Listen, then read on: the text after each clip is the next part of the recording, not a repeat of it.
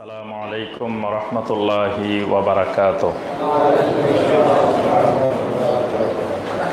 ইন্নাল হামদালিল্লাহ নাহমাদুহু ওয়া নাস্তাঈনুহু ওয়া নাস্তাগফিরুহু ওয়া নাউযু বিল্লাহি মিন শুরুরি আনফুসিনা ওয়া মিন সাইয়্যাতি আমালিনা। মান ইয়াহদিহিল্লাহু ফালা মুদিল্লা লাহু ওয়া মান ইউদ্লিল ফালা হাদিয়া লাহু।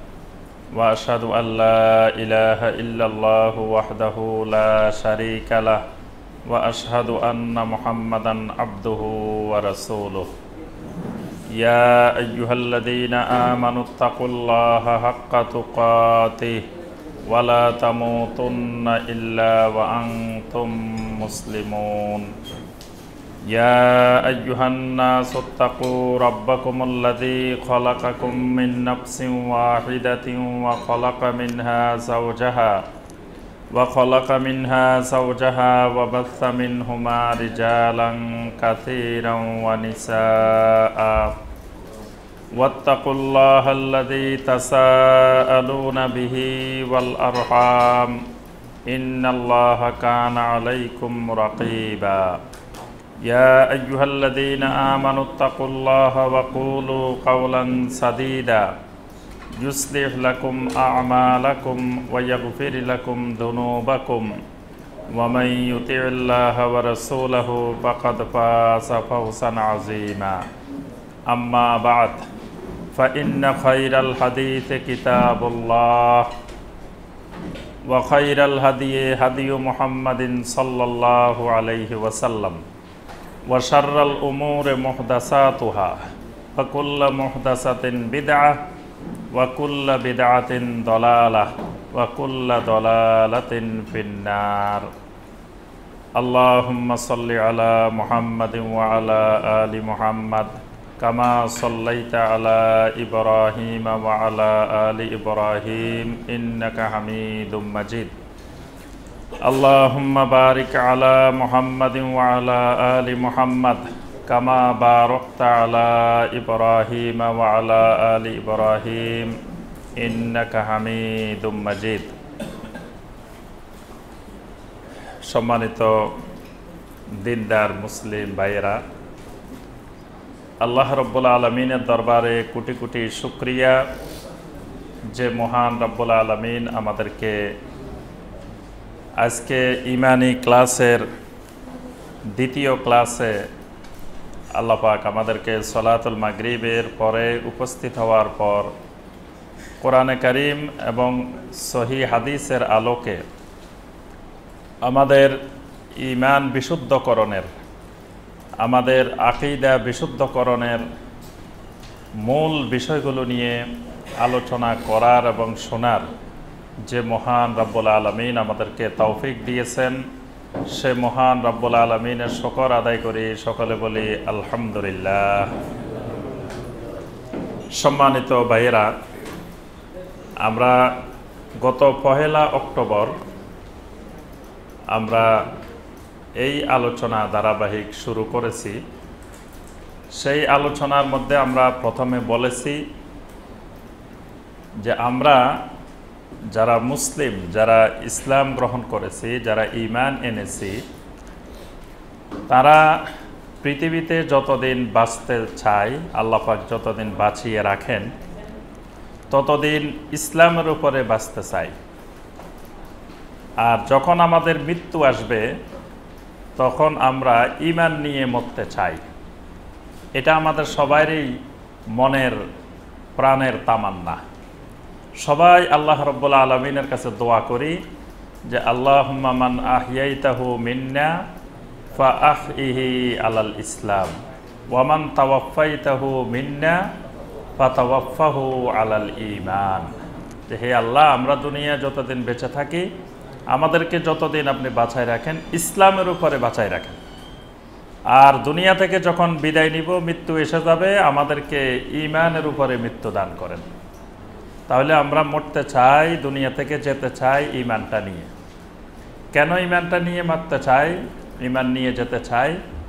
কারণ ঈমানটা নিয়ে গেলে জান্নাত পাওয়া যাবে, জাহান্নাম থেকে মুক্তি পাওয়া যাবে।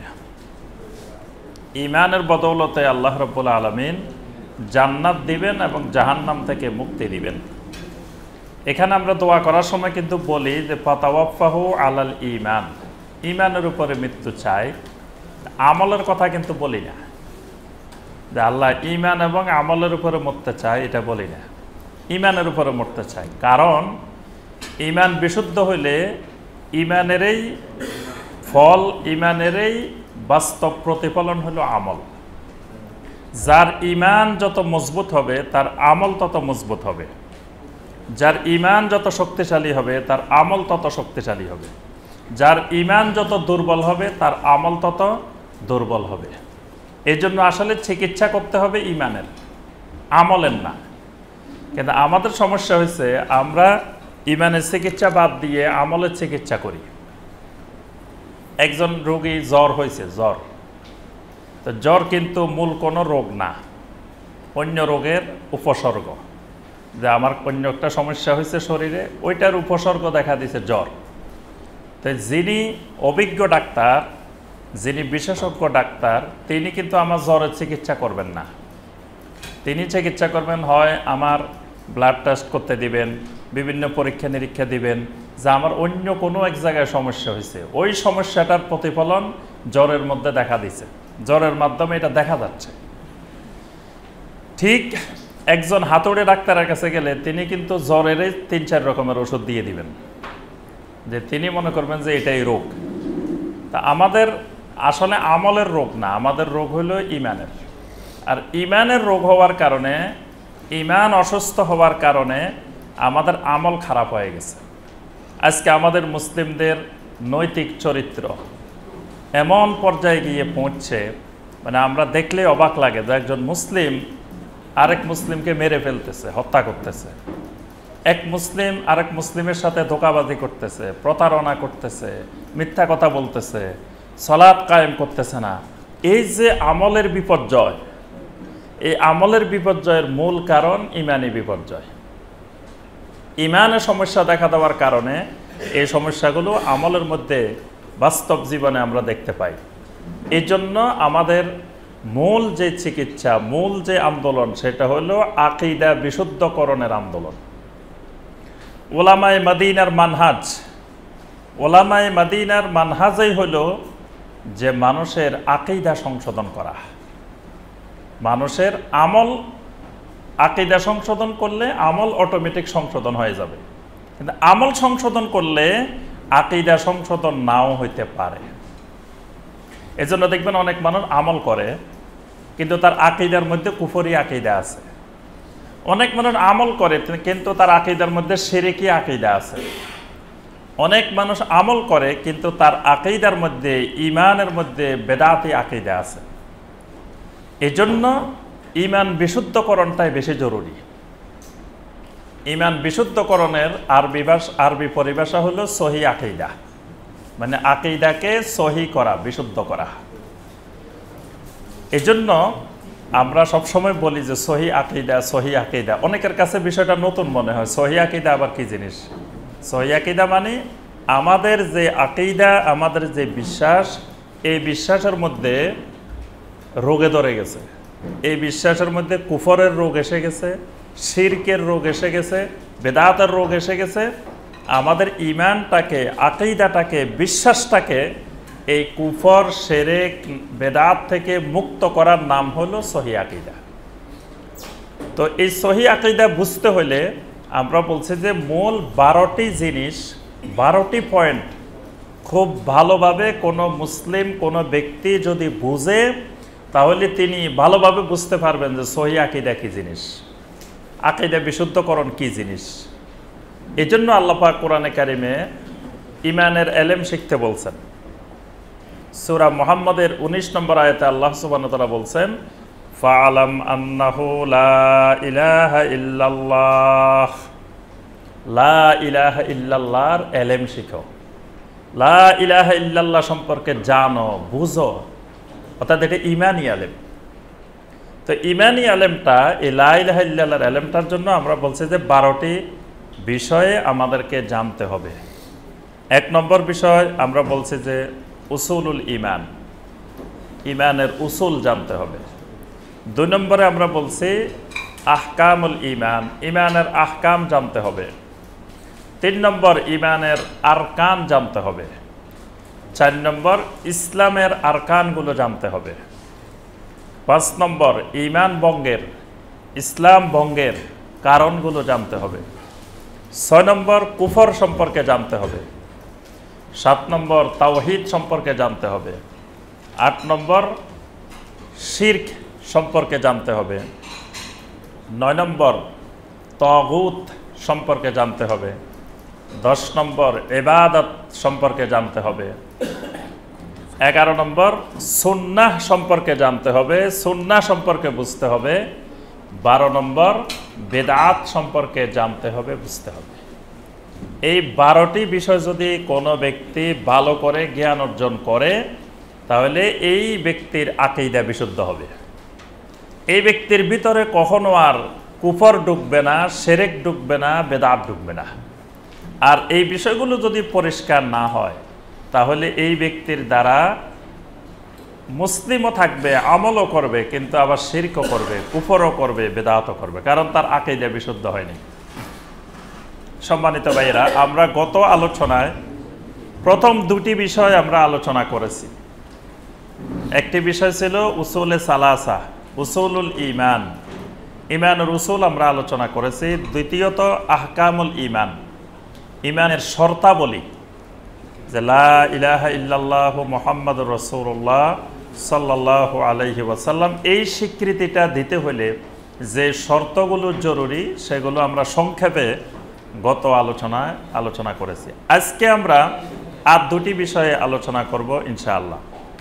তৃতীয় যে বিষয়টি, সেটি হলো আরকানুল ইমান, ইমানের রোকন। আর একটা বিষয় ইসলামের রোকন। এই 2টি বিষয় আমরা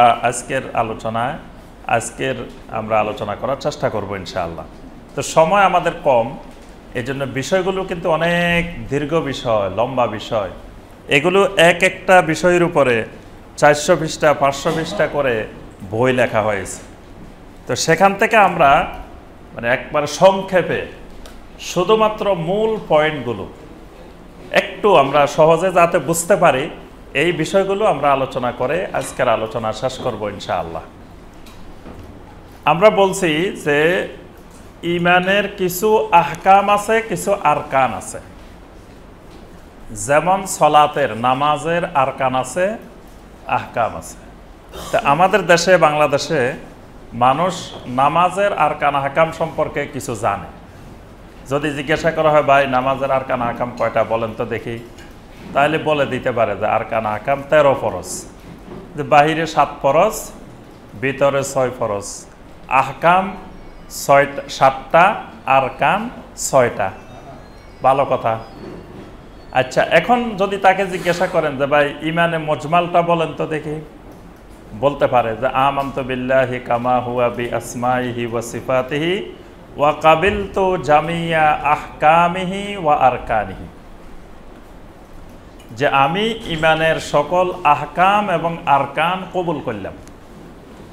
এখন তাকে জিজ্ঞাসা করেন যে ভাই ইমানের আরকান আহকাম কয় ফরজ,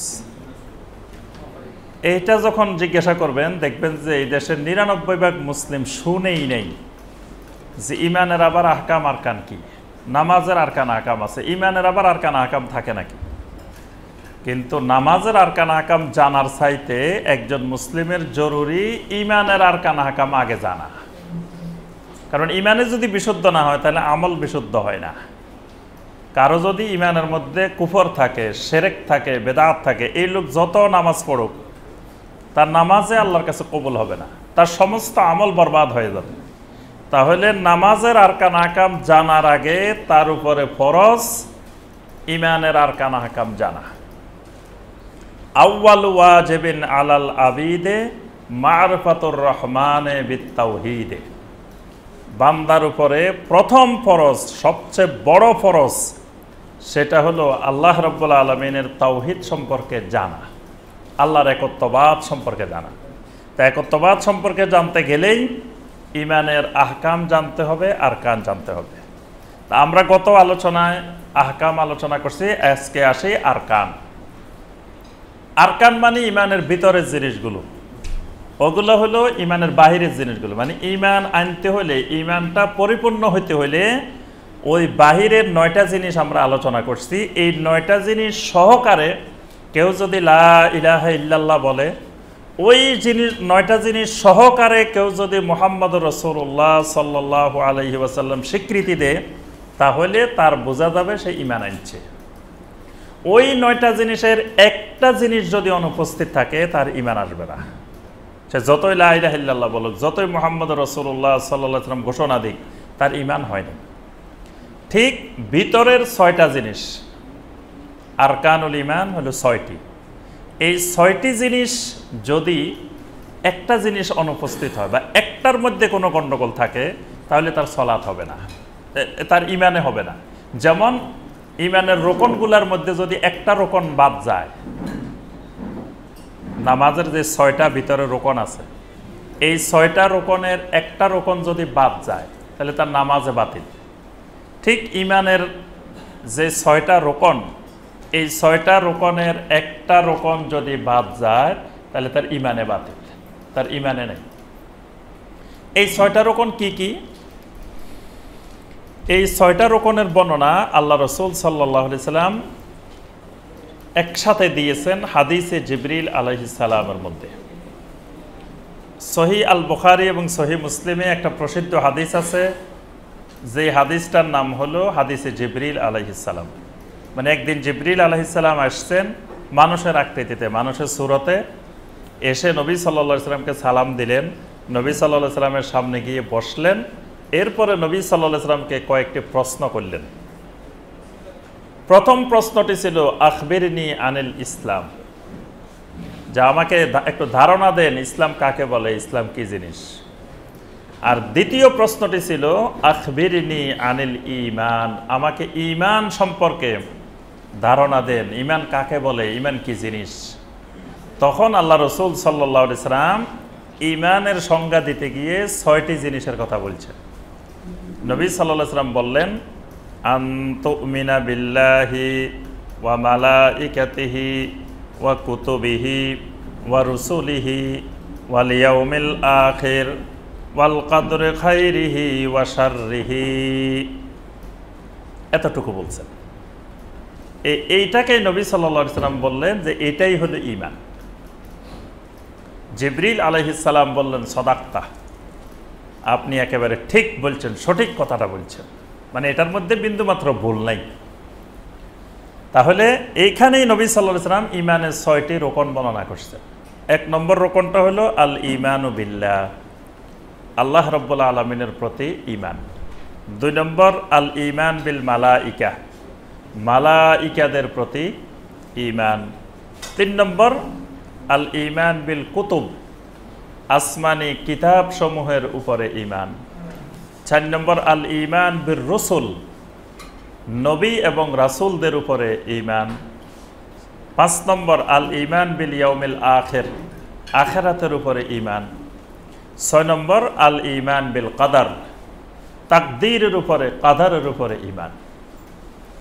এই 6টা ঈমানের 6টা রোকন। কিন্তু আমাদের দেশে একটা বেশি আছে। আমরা ঈমানে মুফাসসাল আছে না আমাদের বাংলাদেশে, ঈমানে মুফাসসালের মধ্যে 7টা আছে, এর সাথে আরেকটা আছে, ওইটা কি বলেন তো দেখি? ওয়াল বাআসে বাদাল মাউত। আসলে ওইটা আলাদা কিছু না, ওইটাই 6টার মধ্যেই আছে। আল ইয়াউমিল আখির, ঈমান বিল ইয়াউমিল আখির, 5 নম্বর যেটা আখিরাতের উপরে ঈমান, ওই আখিরাতেরই একটা অংশ হলো ওয়াল বাআসে বাদাল মাউত। ওয়াল বাআসে বাদাল মাউত মানে মৃত্যুর পরে পুনরুত্থান। তো মৃত্যুর পরে পুনরুত্থানটা তো এটা আখিরাত, তো এই জন্য এটা আলাদা না, এটা আখিরাতের ভিতরেই একটা জিনিস। তবে কোন হাদিসে মানে ইয়াউমুল আখিরটাকে ওয়াল বাআসে বাদাল মাউত বলছেন নবী সাল্লাল্লাহু আলাইহি ওয়াসাল্লাম, কিন্তু যেই হাদিসে ওয়াল বাআসে বাদাল মাউত আছে সেই হাদিসে ইয়াউমুল আখির নাই। যেখানে ইয়াউমুল আখির আছে সেখানে ওয়াল বাআসে বাদাল মাউত নাই। তো কেউ দেখছেন যে কিরে কোনো হাদিসে আখির আছে, কোনো হাদিসে ওয়াল বাআসে বাদাল মাউত আছে, এই জন্য দুইটাকে আলাদা দুইটা বানাই ফেলছেন। কিন্তু দুইটা মূলত এক জিনিস, দুইটা একটাই। তো এই জন্য ঈমানের রোকন হলো 6টি।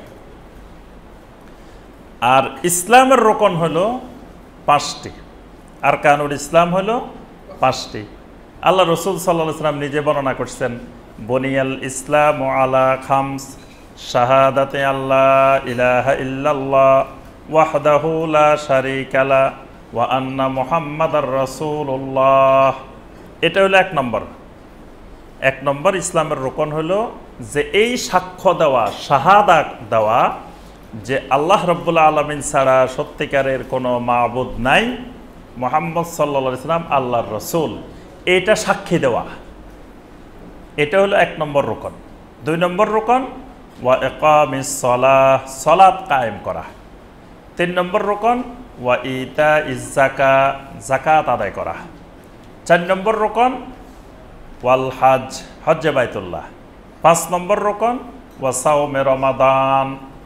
4 নম্বর আর 5 নম্বর কোনো হাদিসে একটা 4 নম্বরে আরেকটা 5 নম্বর, মানে আগে পরে আছে। কোনো জায়গায় 4 নম্বরে সাওম, 5 নম্বরে হজ, কোনো জায়গায় 4 নম্বরে হজ, 5 নম্বরে সিয়াম।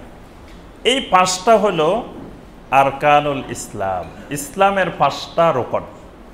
তাহলে নামাজের একটা রোকন বাদ গেলে যেমন তার নামাজ বাতিল, একজন মুসলিমের এই 5টা রোকনের একটা রোকন বাদ গেলে তার ইসলামও বাতিল।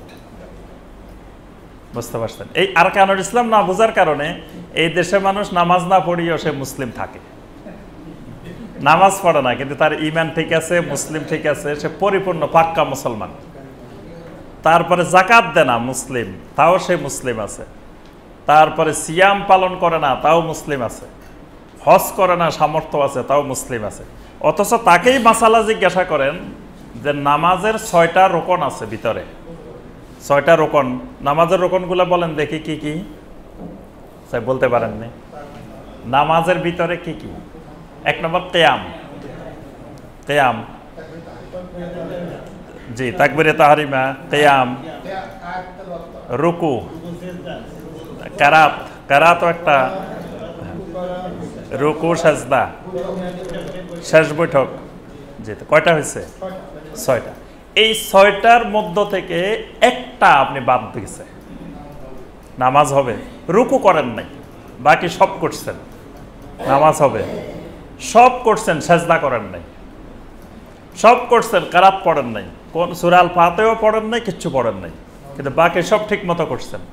তাহলে নামাজ যেমন বাতিল, ইসলামের 5টি রোকনের একটা রোকন যদি কেউ বাদ দেয় তার ইসলামও বাতিল। কিন্তু মানুষ এই আরকানুল ইসলাম বোঝে না, আরকানুল ইসলাম সম্পর্কে জ্ঞান নেই। তা আমরা প্রথমে আসি আরকানুল ঈমান, ঈমানের রোকনগুলো নিয়ে। ঈমানের রোকন কয়টা বলছি? 6টা। জি, মতান্তরে 7টা না, 6টাই, মতান্তর নাই, মানে ওইটা মতান্তরের আওতায় পড়ে না। তো 6টার মধ্যে 1 নম্বরটা আল ঈমানু বিল্লাহ, 1 নম্বরটা আল্লাহ রাব্বুল আলামিনের উপরে ঈমান। আচ্ছা, আল্লাহর উপরে ঈমান বলতে কি বোঝানো হয়? আল্লাহ রাব্বুল আলামিন আছেন,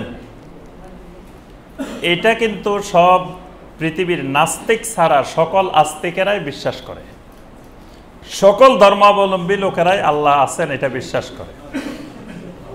তাহলে আমাদের মধ্যে আর তাদের মধ্যে আল্লাহর উপরে ঈমানের মধ্যে পার্থক্যটা কোথায়?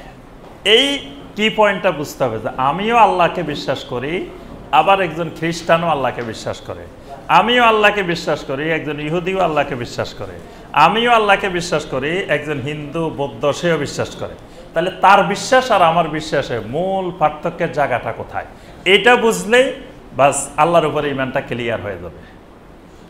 তার সাথে আমার সাথে বিশ্বাসের মূল তফাৎটা হলো তাওহীদ।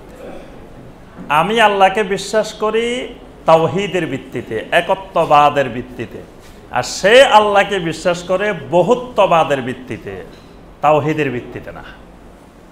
আমি বিশ্বাস করি ওয়াহদাহু লা শারীকা লাহ, সে ওয়াহদাহু বিশ্বাস করে না।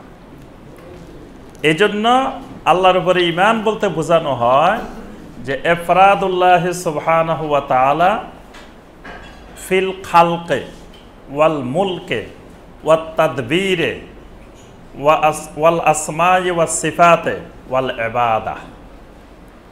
5টা জিনিসের ক্ষেত্রে আল্লাহ রাব্বুল আলামিনকে এক করা, একক ক্ষমতার মালিকানা দেওয়া।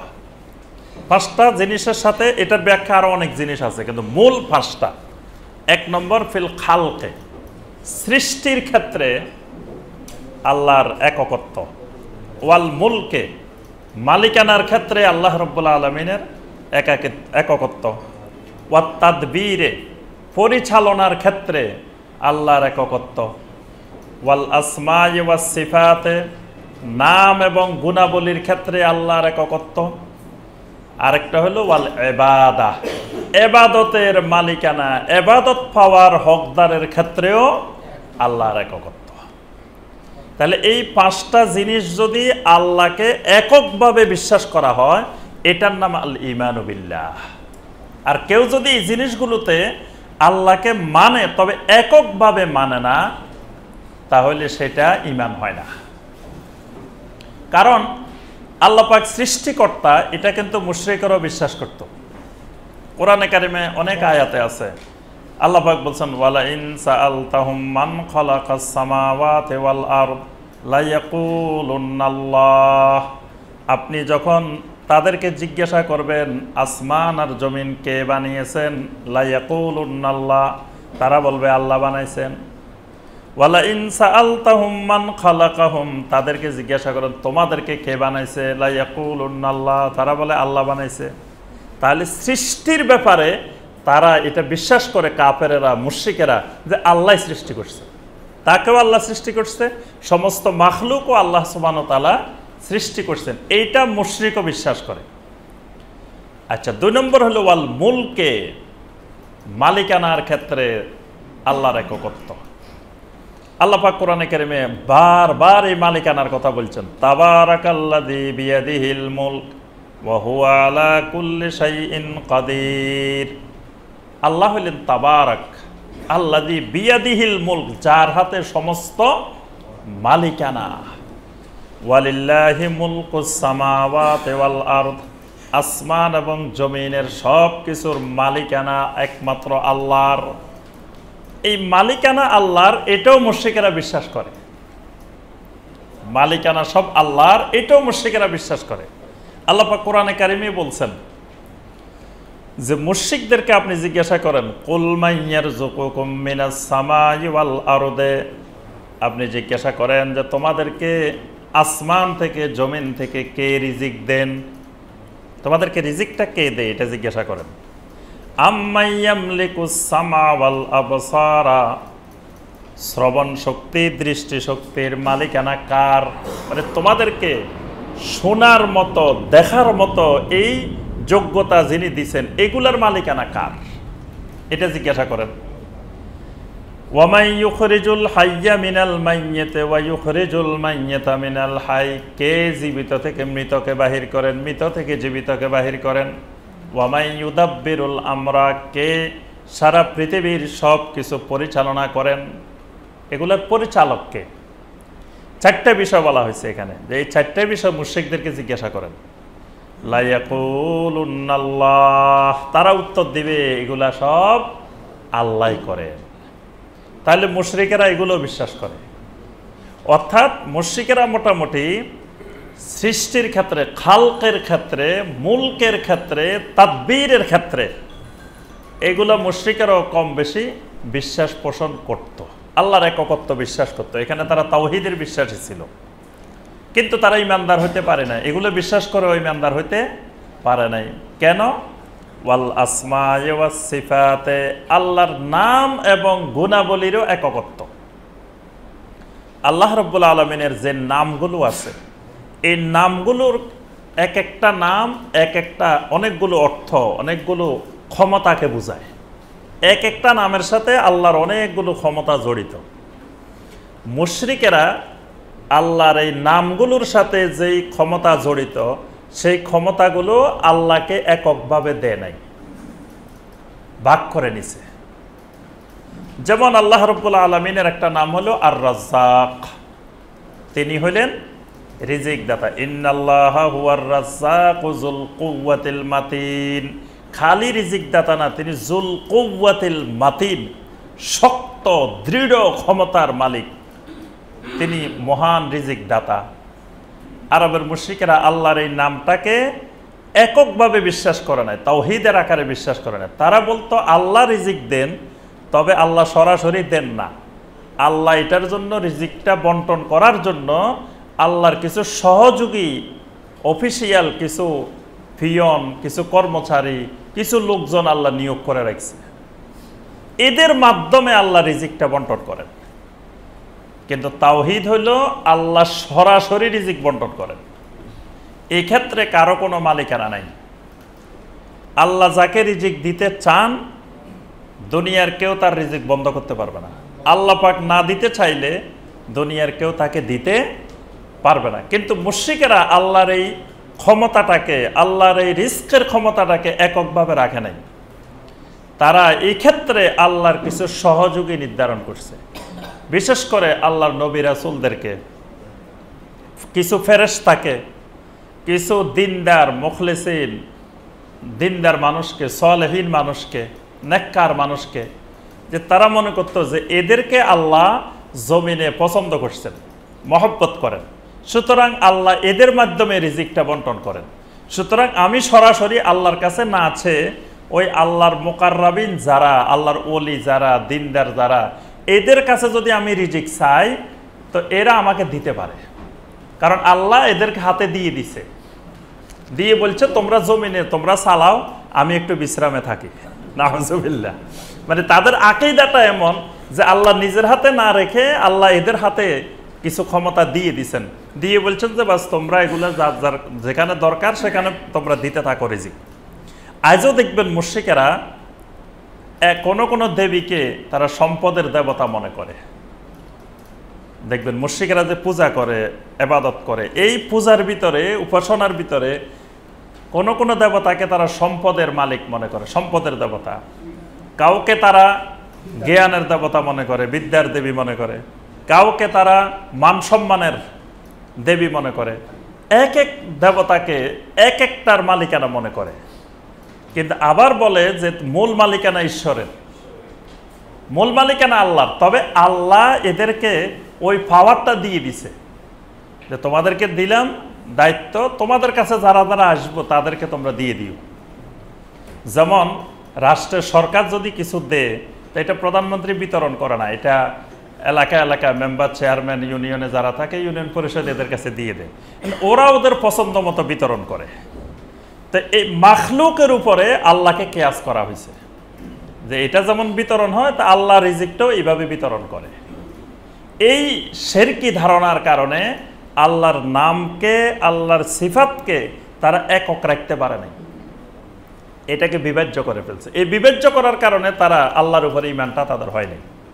আর সবচেয়ে গুরুত্বপূর্ণ হলো ওয়াল ইবাদাহ, ইবাদতটা একমাত্র আল্লাহর জন্য নির্দিষ্ট করতে পারে নাই মুশরিকেরা। তাওহীদের মূল পয়েন্ট হলো, আল্লাহর উপরে ঈমানের মূল পয়েন্ট হলো ইবাদাহ।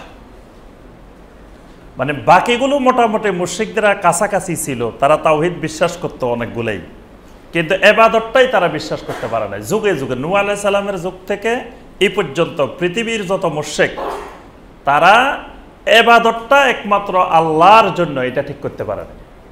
মানে তারা এক মাবুদে বিশ্বাসী ছিল না, এই জন্য যে মাবুদ একজন হইলে ভরসা কম, ওই মাবুদের কাছে চাইলে পাইতেও পারি, নাও পাইতে পারি।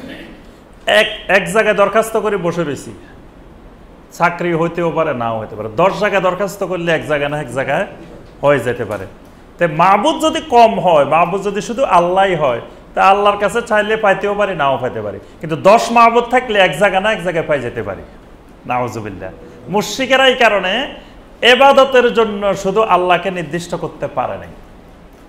এই জন্য সমস্ত নবীরা যে দাওয়াতটা দিতেন, দাওয়াতটা ছিল ইয়া আইয়ুহান নাস কুলু লা ইলাহা ইল্লাল্লাহ, লা ইলাহা ইল্লাল্লাহ বলতেন, ইলাহের দাওয়াত দিতেন, উলুহিয়াতের। কিন্তু নবীরা বলতেন না যে হে দুনিয়ার মানুষ বলো লা খালিকা ইল্লাল্লাহ, লা মালিকা ইল্লাল্লাহ, লা মুদাব্বিরা ইল্লাল্লাহ, লা মুহাইমিনা ইল্লাল্লাহ। এই দাওয়াত দিতেন না। কারণ কি? এই দাওয়াত না দিয়ে খালি লা ইলাহা, ইলাহের দাওয়াত কেন দিতেন? কারণ মুশরিকেরা ওই খালেক আল্লাহকে মানতে তাদের আপত্তি নেই, মালিক আল্লাহকে মানতে আপত্তি নেই, মুদাব্বির আল্লাহকে মানতে কোনো আপত্তি নেই। আপত্তি হয়েছে আল্লাহকে একমাত্র মাবুদ বানাতে পারবে না।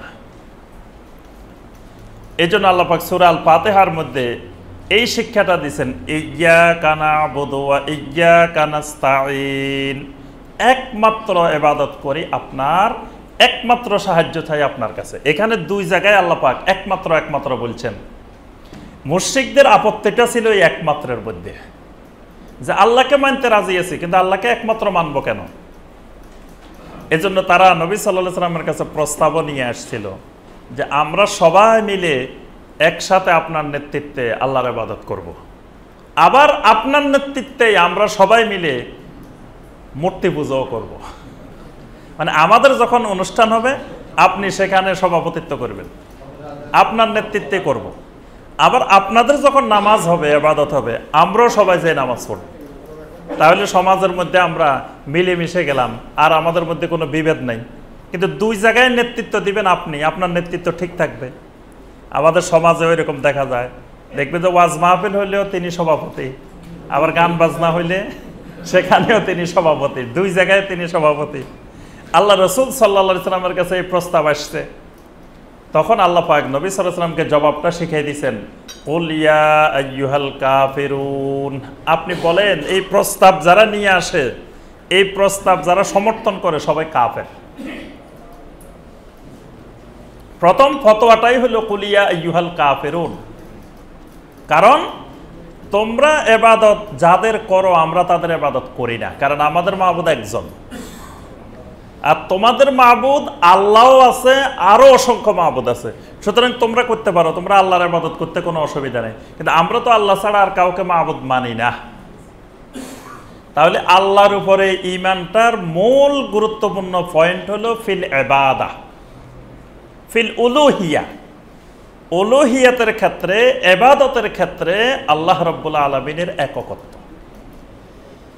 আমরা ইবাদতের পয়েন্ট পরে আলোচনা করব বিস্তারিত। ইবাদত কোনগুলা?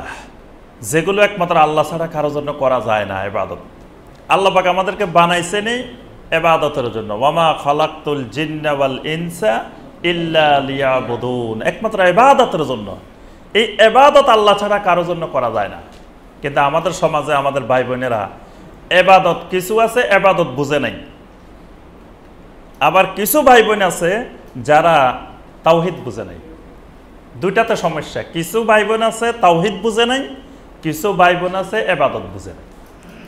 তাওহীদ না বোঝার কারণে উনি মনে করে যে এগুলো আল্লাহর জন্যও করা যায়, অন্যের জন্যও করা যায়। আবার ইবাদত না বোঝার কারণে উনি মনে করতেছে আমি যে এটা করতেছি এটা তো ইবাদত না, এটা অন্য জিনিস। যেমন দোয়া, দোয়া আর দোয়া হুয়াল ইবাদাহ, নবী সাল্লাল্লাহু আলাইহি ওয়াসাল্লাম বলেছেন দোয়া একটা গুরুত্বপূর্ণ ইবাদত। আল্লাহ পাক কোরআনে কারিমে দোয়াকে ইবাদত বলছেন, ওয়া ক্বালা রাব্বুকুম উদউনি আস্তাজিব লাকুম ইন্নাল্লাযীনা ইস্তাকবিরুনা আন ইবাদাতি সাইয়াদখুলুনা জাহান্নামা দাখিরিন। আল্লাহ পাক বলেন যে তোমার রব তোমাদেরকে বলতেছেন উদউনি আস্তাজিব লাকুম, তোমরা দোয়া করো আমি আল্লাহ কবুল করব।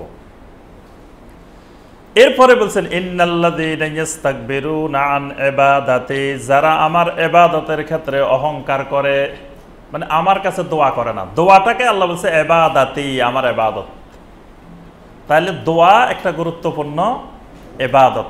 দোয়া মানে চাওয়া, মানে আমার বিপদ আপদ দূর করার জন্য বা আমার যে কোনো সমস্যা দূর করার জন্য চাওয়া, তারপর আমার কিছু লাগবে এটা চাওয়া, এগুলার নাম হলো দোয়া। এই দোয়া যেহেতু ইবাদত, তাহলে এটা একমাত্র আল্লাহর কাছে ছাড়া আর কোনো মাখলুকের কাছে চাওয়া যাবে না। কোনো নবী রাসূলের কাছেও চাওয়া যাবে না, কোনো ওলিয়া উলিয়ার কাছে চাওয়া যাবে না, কোনো জিনের কাছে চাওয়া যাবে না, কোনো ফেরেশতার কাছে চাওয়া যাবে না।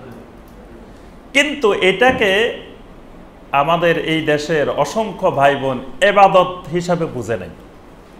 দেখা গেছে তারা বিভিন্ন বাবার কাছে গিয়ে, বাবার দরবারে গিয়ে, জীবিত বাবার কাছে, মৃত বাবার কাছে তারা চাইতেছে যে বাবা আমি এই বিপদে আছি, সমস্যা আছে, আমার বিপদটা দূর করে দেন। তারপরে বলতেছে, বাবা আমার তো অনেকদিন ছেলে মেয়ে হইতেছে না, আমার একটা ছেলে মেয়ে দেন। বাবা আমার এই ছেলেটা অসুস্থ, এই বিপদে আছে, দূর করে দেন। আবার ঘোষণা দিচ্ছে সগর্বে যে কেউ ফিরে না খালি হাতে গেলে খাজার দরবারে। এখান থেকে কেউ খালি হাতে ফিরার সম্ভাবনা নাই। তার অর্থ কি? মানে এখানে চাইলে সব পাওয়া যায়, এখানে সব দিতে পারেন। এবং তারা নাম দিচ্ছেন খাজা। খাজা মানে দাতা। খাজা মানে যিনি খাজানা নিয়ে ভান্ডার নিয়ে বসে থাকেন, যে আসে তাকে দিতে থাকেন। আল্লাহ পাক বলছে, রাসূল আপনি বলে দেন আমার কাছে কোনো আল্লাহর খাজানা নাই, কোনো ভান্ডার নাই, আমি কারোরে চাইলে কিছু দিতে পারি না। সুতরাং দাতা হলেন, খাজা হলেন, খাজা হইল ফার্সি শব্দ, এটার আরবি শব্দ হলো মুতি। মুতি, মুতি মানে দাতা। ফরজ সালাতের পরে যে জিকিরগুলো আছে সেখানে একটা জিকির আছে, নবী সাল্লাল্লাহু আলাইহি সাল্লাম সবসময় ফরজ সালাতের পরে এই জিকিরটা করতেন। আল্লাহুম্মা লা মানিআ লিমা আতাইতা ওয়ালা মুতিয়া লিমা মানাতা ওয়ালা ইয়ানফাউ যাল জাদ্দি মিনকাল জাদ। ফরজ সালাতের পরে যে জিকির এখানে আছে যে আল্লাহুম্মা লা মানিআ লিমা আতাইতা, হে আল্লাহ আপনি যাকে দিবেন তাকে দুনিয়ার কেউ বাধা দিতে পারবে না। ওয়ালা মুতিয়া লিমা মানাতা, আপনি যাকে দিবেন না তাকে কোনো দাতা জমিনে নাই। ওয়ালা মুতিয়া মানে কোনো খাজা নাই। এই মুতিয়া হলো আরবি, আর ফার্সিতে হলো খাজা। অথচ এই দেশের লক্ষ লক্ষ মানুষ বিশ্বাস করে যে খাজায় কিন্তু দিতে পারে, নাউজুবিল্লাহ। তাহলে মানুষগুলো কেন বিশ্বাস করতেছে, তারা আকীদায় গন্ডগোল কেন? দুইটা কারণ। একটা হলো তাওহীদ বুঝে নাই, অথবা ইবাদত বুঝে নাই। তাওহীদ যদি বুঝতো তাহলে সে বুঝতো যে এটা তো ইবাদত, এটা আমার আল্লাহ ছাড়া কারোর জন্য করা যাবে না, এটা তাওহীদ, আমি তো তাওহীদে বিশ্বাসী। আর যদি ইবাদত বুঝতো তাহলে সে বলতো যে না ইবাদত করবো আল্লাহর, আবার ওনার কাছে কিসের ইবাদত। কিন্তু সে ইবাদত বুঝে নাই। তাহলে দোয়া একটা ইবাদত, এটা আল্লাহ ছাড়া কারো কাছে করা যায় না। কিন্তু আমাদের এই দেশের লক্ষ লক্ষ মানুষ আল্লাহ ছাড়া অন্যদের কাছে, ওলিয়া উলিয়ার কাছে, বুজুর্গদের কাছে দোয়া করে। অনেকে নবী সাল্লাল্লাহু আলাইহি সাল্লামের কাছে গিয়েও দোয়া করে। মদিনা যায় দোয়া করার উদ্দেশ্যে, রাসূলের কাছে চাওয়ার জন্য যায়। রাসূলের কাছে চাইলে রাসূল দিতে পারে, নাউজুবিল্লাহ। আল্লাহ ছাড়া আল্লাহর কোন নবী রাসূলও দিতে পারেন না। আচ্ছা, দোয়া একটা ইবাদত, সেজদা একটা গুরুত্বপূর্ণ ইবাদত। সেজদা, সালাতে আমরা সেজদা করি না, এটা একটা গুরুত্বপূর্ণ ইবাদত। এটা আল্লাহ ছাড়া কারোর জন্য করা যায় না। কিন্তু আমাদের দেশে লক্ষ লক্ষ ভাই বোন কিন্তু সেজদা করতেছে, কবরে গিয়ে, মাজারে গিয়ে, জীবিত ওলি, মৃত ওলি সবার কাছে গিয়ে কিন্তু সেজদা করতেছে। তাহলে এই সেজদার দ্বারা তার ঈমান চলে যাচ্ছে, সে শিরক করতেছে। কোন জীবিত মানুষকে সেজদা করলেও শিরক, মৃত মানুষকে সেজদা করলেও শিরক। কারণ এই সেজদা আল্লাহ ছাড়া কারোর করা যায় না। যদি নবী সাল্লাল্লাহু আলাইহি সাল্লাম কেউ সেজদা করে, সেও মুশরিক। নবী সাল্লাল্লাহু আলাইহি সাল্লামের কাছে সাহাবীরা আসছিল, অনুমতি চাইছিল সেজদা করার জন্য। আল্লাহ রাসূল সাল্লাল্লাহু আলাইহি ওয়াসাল্লাম সরাসরি বলে দিয়েছেন যে উবুদু রাব্বাকুম ওয়া আকরিমু আখাকুম, ইবাদত করো তোমাদের রবের, খবরদার আমি তোমাদের রব না। আর সেজদা হইল ইবাদত, এটা আমাকে করা যাবে না, এটা করতে হবে একমাত্র আল্লাহকে। আর আমাকে সম্মান করো, একরাম করো, আমি তোমাদের ভাই, আমি ভাই হিসাবে আমাকে সম্মান করো, কিন্তু আমাকে ইবাদত করা যাবে না। তাহলে ইবাদত, সেজদা একটা ইবাদত। এটা না বোঝার কারণে অসংখ্য মানুষের ঈমান নষ্ট হচ্ছে আমাদের দেশে। তারপরে আপনার মান্নত, মান্নত একটা গুরুত্বপূর্ণ ইবাদত। মান্নত তো আমরা সবাই বুঝি যে কোনো বিপদে, কোনো সমস্যা, কিছুতে হয়েছে, আল্লাহ আমার বিপদটা উদ্ধার করেন, আমি আপনার রাস্তায় 1 লক্ষ টাকা দিব, মসজিদে 1000 টাকা দিব, 10,000 টাকা দিব, 10 দিন সিয়াম পালন করবো, 100 রাকাত নফল সালাত আদায় করবো। এগুলোর নাম হলো মান্নত। মান্নতও একটা ইবাদত, এটাও আল্লাহ ছাড়া কারোর জন্য করা যায় না। কিন্তু দেখবেন আমাদের দেশের ভাই বোনেরা যখনই বিপদে পড়ে, আল্লাহ আমার এই বিপদটা দূর করেন, আমি অমুক মাজারে গরু দিমো, ছাগল দিমো, খাসি দিমো, মুরগি দিমো, টাকা দিমো, মোমবাতি দিমো। কিন্তু বলে তো আল্লাহকে, বলে আল্লাহকে। ভালো করবো আল্লাহ, আল্লাহকে না দিই তাকে দিবেন কেন? তাকে দেওয়ার কারণ আছে।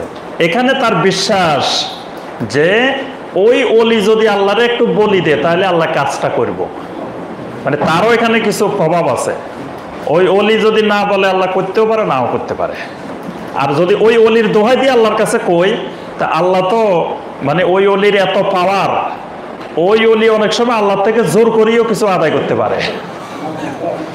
এই জন্যই অলির নামটা নিছে, কারণ অলির তো এত পাওয়ার যে উনি আল্লাহ থেকে আল্লাহ না দিতে চাইলেও জোর করে নিয়ে আসতে পারে, আল্লাহ দিতে বাধ্য, মানে তার বিশ্বাসটা আকীদাটা এরকম।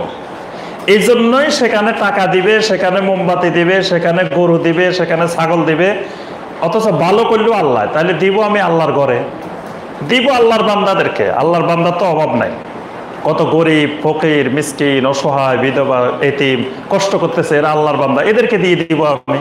ওখানে দেওয়ার উদ্দেশ্যটা কি, যে ওই আমার এই বিপদটা দূর করতে হলে ওনার কিছু মাধ্যম লাগবে, কিছু সুপারিশ লাগবে।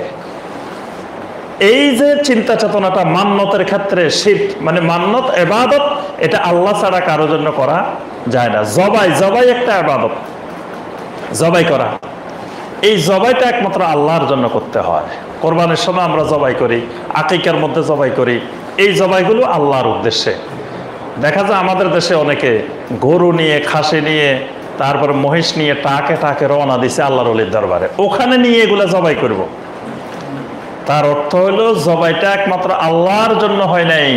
ওই হুজুরের এখানে জবাই করলে হুজুর তো মরে গেছে, তাও হুজুরে দেখবো যে অমুকে 1000 গরু জবাই করছে এখানে, হুজুরে ওখানে বসি আল্লাহর সাথে এগুলোর ফয়সালা করব। মানে বিভিন্ন ধরনের চিন্তা চেতনা, শিরকি আকীদা সেখানে ঢুকে আছে। এই জাতীয় ইবাদত যা আছে এগুলো আল্লাহর জন্য নির্দিষ্ট করা, আর কারো জন্য না করা। এই ভিত্তিতে যদি কেউ আল্লাহর উপরে ঈমান আনে, এটা হলো আল ঈমানু বিল্লাহ, আল্লাহ রাব্বুল আলামিনের উপরে ঈমান। 2 নম্বর যেটা, সেটা হলো আল ঈমান বিল মালাইকা, মালাইকাদের উপরে ঈমান। কিন্তু আমরা বাংলাদেশে আমরা মালাইকা বলি না, আমরা বলি কি ফেরেশতা। কারণ আমাদের এই অঞ্চলটা ফার্সি অধ্যুষিত, যে পারস্য থেকে, ইরান থেকে আমাদের এখানে ইসলাম আসছে। এই ইরাক ইরান হয়ে আসার কারণে ফার্সির প্রভাবটা খুব বেশি, এই জন্য ফেরেশতা বলি। কিন্তু ফেরেশতা আসলে, ফেরেশতার মধ্যে কিছুটা সমস্যা আছে।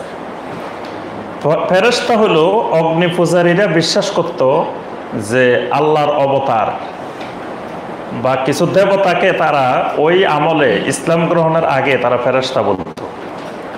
মানে ফার্সি যতগুলো শব্দ আছে এর মধ্যে কিছু কিছু সমস্যা আছে সব জায়গায়। কারণ ইরানি লোকগুলা, এই শিয়াল যে লোকগুলাকে আমরা দেখি বর্তমানে যারা শিয়া নামে পরিচিত, এরা কিন্তু আগে ছিল অগ্নিপূজারী। ইসলাম গ্রহণের আগে এরা অগ্নিপূজারী, পরে এরা ইসলাম গ্রহণ করছে। করার পরে এরা ওই অগ্নিপূজারী আকীদা চিন্তা চেতনা এটা ছাড়তে পারে না, ওইটাকে তারা ইসলামাইজেশন করছে। মানে ইসলামের আবরণে, ইসলামের লেবেল লাগাই তারা ওই অগ্নিপূজারীর চিন্তা চেতনা রেখে দিছে। অগ্নিপূজারী থাকা অবস্থায় তারা এই ফেরেশতা বলতো, বা ইসলাম গ্রহণের পরেও তারা আর এটাকে চেঞ্জ করে নাই, কোরআনিক ভাষায় নিয়ে আসে নাই। এই জন্য কোরআনিক ওয়ার্ডগুলো আমরা ব্যবহার করার চেষ্টা করব। মালাইকা, ফেরেশতা না বলে মালাইকা। নামাজ না বলে বেশি বেশি আমরা সলাত, রোজা না বলে আমরা বেশি বেশি সিয়াম, সাওম, যেগুলো কোরআন এবং সুন্নাহয় ব্যবহার করা হয়েছে। আল খোদা, গুরুত্বপূর্ণ একটা জিনিস হলো খোদা। খোদাটার মধ্যে তো আরো মারাত্মক অবস্থা, কারণ খোদার স্ত্রীলিঙ্গ আছে, কিন্তু আল্লাহ শব্দটার কোনো লিঙ্গ নাই। আল্লাহ আল্লাহ আল্লাহ, এরকম অসংখ্য শব্দ আছে। আচ্ছা, আমরা পরে কথা বলবো, এখন মাঝখানে কথা না বলে শেষে প্রশ্নোত্তর থাকবে ইনশাআল্লাহ আমার। তো আমরা 2 নম্বর যেটা আসছে আল ঈমান বিল মালাইকা। আচ্ছা, মালাইকাদের ঈমানটাকে এত গুরুত্ব দেওয়া হলো কেন? যে আল্লাহর পরে বিল্লাহি ওয়া মালাইকাতিহি, 2 নম্বরে মালাইকা। কেন 2 নম্বরে মালাইকা আসলো? মালাইকা আসার কারণ হচ্ছে যুগে যুগে মুশরিকেরা, যত মুশরিক পৃথিবীতে শিরক করছে, এই শিরকটার অধিকাংশ ছিল ফেরেশতা কেন্দ্রিক, মালাইকা কেন্দ্রিক। মালাইকা কেন্দ্রিক তারা শিরক করছে। কারণ যখন মালাইকারা পৃথিবীতে বিভিন্ন আল্লাহর পক্ষ থেকে বিভিন্ন দায়িত্ব পেয়ে তারা যখন এগুলো বাস্তবায়ন করার জন্য আসতো, তখনই তারা মনে করত যে এই মালাইকারা, ফেরেশতারা বিশাল একটা ক্ষমতার অধিকারী, না হয় এগুলো কেমনে করে, যে রূহ নিয়ে যায় ফেরেশতারা, মালাইকারা, তারপরে পৃথিবীতে বৃষ্টির কার্যক্রম পরিচালনা করে, দেখাশোনা করে, তারপরে এগুলো তত্ত্বাবধান করে, তারপরে আবার পৃথিবী ধ্বংসের সময় ইসরাফিল আলাইহিস সালাম সে গিয়ে ফুৎকার দিবে, তারপরে পৃথিবীতে বিভিন্ন রহমত নিয়ে আসে, গজব নিয়ে আসে, সব নিয়ে আসে ফেরেশতারা। তাহলে এদের কিছু পাওয়ার আছে, বাস এদেরকে যদি কিছু ইবাদত দেওয়া যায়, এদেরকে যদি রাজি খুশি করা যায়, তাহলে আল্লাহর কাছ থেকে তারা আদায় করে নিবে। মানে ওই যে এই এলাকা ধরেন ট্যাক্স আদায় করার জন্য একজন অফিসার নিয়োগ দিছে, বাস এখানে অফিসারের আমরা একটু ঘুষ দিয়ে একটু লাইন করে নিতে পারলে তাহলে আমরা সুযোগ সুবিধা সব পাবো। তা আল্লাহ যেহেতু এদেরকে অফিসার বানায় পাঠাইছে, এদের সাথে যদি আমরা লাইন করে ফেলতে পারি তাহলে বাস আমরা যাই করি এরা আল্লাহর কাছে বুঝাই দিব সুন্দর করে।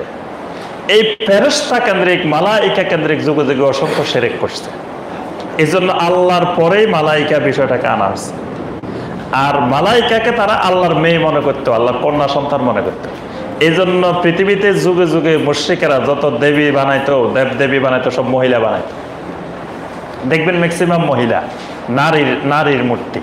তা নারী কেন? তারা বিশ্বাস করে যে ফেরেশতারা মালাইকারা আল্লাহর মেয়ে, আল্লাহর কন্যা সন্তান, নাউজুবিল্লাহ। এই জন্য তারা মহিলা বানায়। আচ্ছা, আল ঈমান বিল মালাইকা বলতে 4টা জিনিস বিশ্বাস করতে হবে। একটা হলো মালাইকাদের অস্তিত্বে বিশ্বাস, 2 নম্বর মালাইকাদের নামে বিশ্বাস, 3 নম্বর মালাইকাদের আকৃতি প্রকৃতিতে বিশ্বাস, 4 নম্বর মালাইকাদের কর্মে বিশ্বাস। এই 4টা বিশ্বাসকে সঠিক করতে পারলে এটার নাম হলো আল ঈমান বিল মালাইকা। প্রথম কথা হলো আল্লাহর অস্তিত্ব, ফেরেশতাদের অস্তিত্বে বিশ্বাস, মালাইকাদের অস্তিত্ব, যে মালাইকারা আল্লাহর একটা মাখলুক, তারা এলমে গায়েবের অংশ। কেউ যদি মালাইকা অস্বীকার করে, ফেরেশতা অস্বীকার করে, মালাইকাই নাই, তার ঈমান নাই। প্রথম মালাইকা আছে এটা বিশ্বাস করতে হবে। দ্বিতীয়, মালাইকাদের নাম, যেগুলো নাম সহ এসেছে সেগুলো নাম সহ, যেগুলোর নাম কোরআন হাদিসে আসে নাই সেগুলোর নাম বিহীন।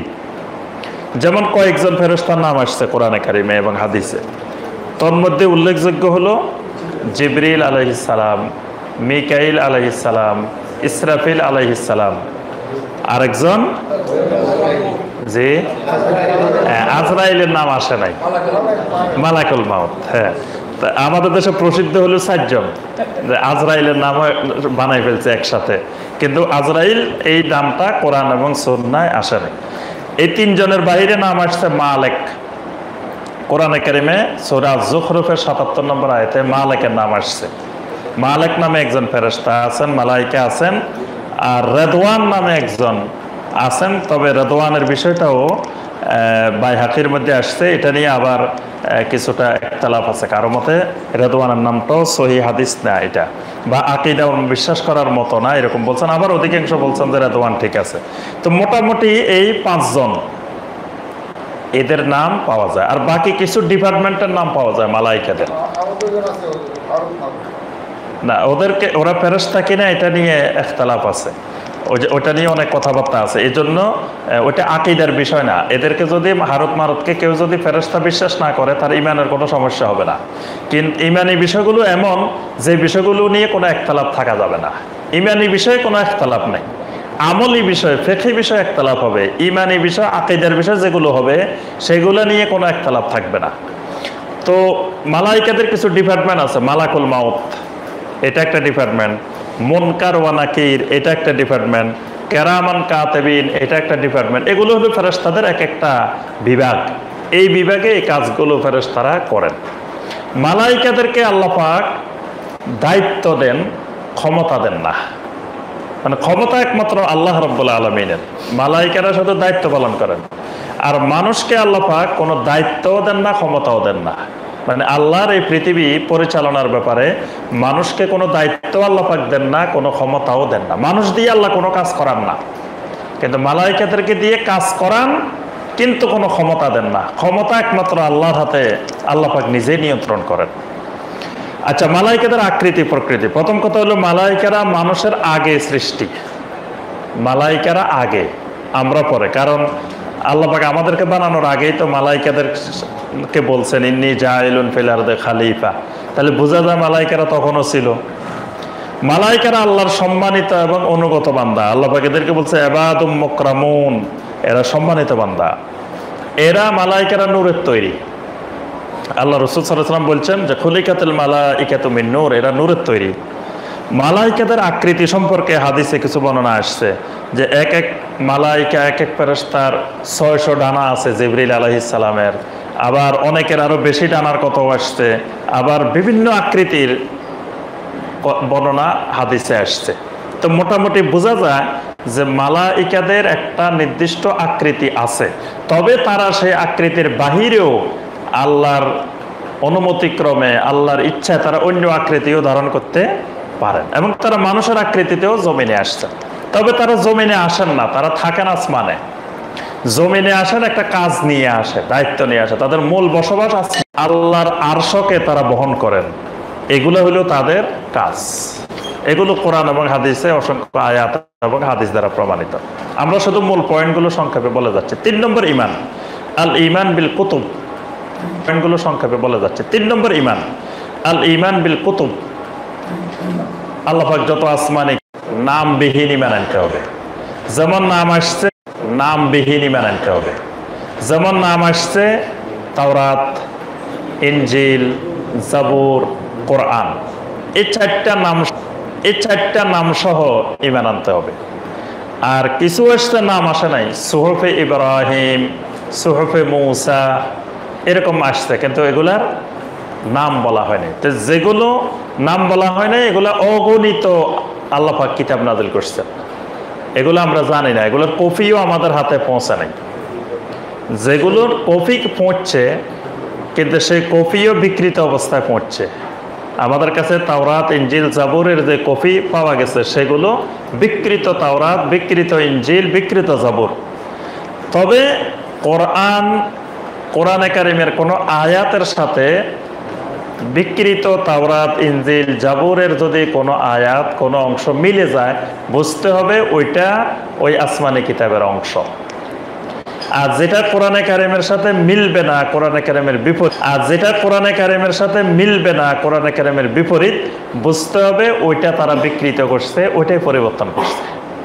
এই জন্য ওই কিতাবগুলোর মধ্যে আল্লাহর কিছু কথাও আছে, কিছু ওহির অংশ আছে, আবার বাকিগুলো তাদের নিজেদের বানানো জিনিসও এটার ভিতরে আছে। আচ্ছা, এরপরে বিকৃত কিতাবের মধ্যেও শরীয়তের অনেক বিধান আছে। মানে ওই কিতাবগুলোর মধ্যেও বিকৃত হওয়ার পরেও কিন্তু কিছু বিধান সেখানে আছে। আর কোরআনে কারিমের প্রতি ঈমান আনতে হবে যে এটা আল্লাহর কালাম, কালামুল্লাহ। কালামুল্লাহ মানে আল্লাহর কথা। তাহলে এখানে দুইটা জিনিস প্রমাণ হবে। একটা হলো আল্লাহ কথা বলতে পারেন, আল্লাহ কথা বলেন। আবার যারা বিশ্বাস করে আল্লাহর কোনো আকার নাই, তারা তো বিশ্বাস করে আল্লাহ কথা বলতে পারে না। আকার না থাকলে কথা বলে কেমনে?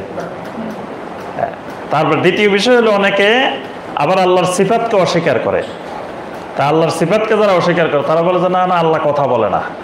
এজন্য মুতাজিলারা কোরআনকে আল্লাহর কালাম হিসাবে বিশ্বাস করে না। তারা বলে এটা একটা মাখলুক, মানুষ যেমন মাখলুক, এটাও মাখলুক। কিন্তু আমাদের আহলুস সুন্নাহ ওয়াল জামাতের আকীদা হলো আল কোরআন হুয়া কালামুল্লাহ, এটা আল্লাহর কালাম। অর্থাৎ ব্যক্তি থেকে ব্যক্তির কথা আলাদা হয় না। কালামুল মুলুকে মুলুকুল কালাম। আরবি ভাষার প্রবাদ বাক্য হলো যে বাদশাহ যেমন বাদশাহ, বাদশার কথাও বাদশাহ। বাদশাহ মানে যে ব্যক্তি যে ওজনের, তার কথাও তত ওজনের। প্রধানমন্ত্রীর কথা প্রধানমন্ত্রী, রাষ্ট্রপতির কথা রাষ্ট্রপতির মতো কথা, ওজন ব্যক্তির পদমর্যাদা অনুযায়ী। ঠিক আল্লাহর কালাম আল্লাহর মতোই। এই জন্য কোরআন মাখলুক না, কোরআন গায়রে মাখলুক। আমরা আল্লাহর মাখলুক, কিন্তু কোরআন আমাদের মতো এরকম একটা মাখলুক না, কারণ এটা আল্লাহ রাব্বুল আলামিনের কালাম। সুতরাং কালাম আল্লাহ থেকে আলাদা হবে না। এই জন্য দুনিয়ার সব ধ্বংস হবে, কোরআন ধ্বংস হবে না, কারণ কোরআন আল্লাহর কালাম। আল্লাহর যেমন কোনো ধ্বংস নাই, ওয়াইয়াবকা ওয়াজহু রাব্বিকা যুল জালালি ওয়াল ইকরাম, আল্লাহর চেহারা যেমন অবশিষ্ট থাকবে, ঠিক একইভাবে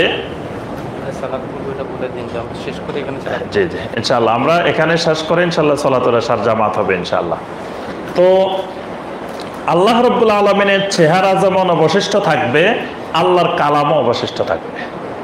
আল্লাহ যেমন নূরুস সামাওয়াতি ওয়াল আরদ, আল্লাহর কালামও নূরুস সামাওয়াতি ওয়াল আরদ। কোরআনে কারিমও নূর, আল্লাহ যেমন নূর, আল্লাহর কালামও নূর।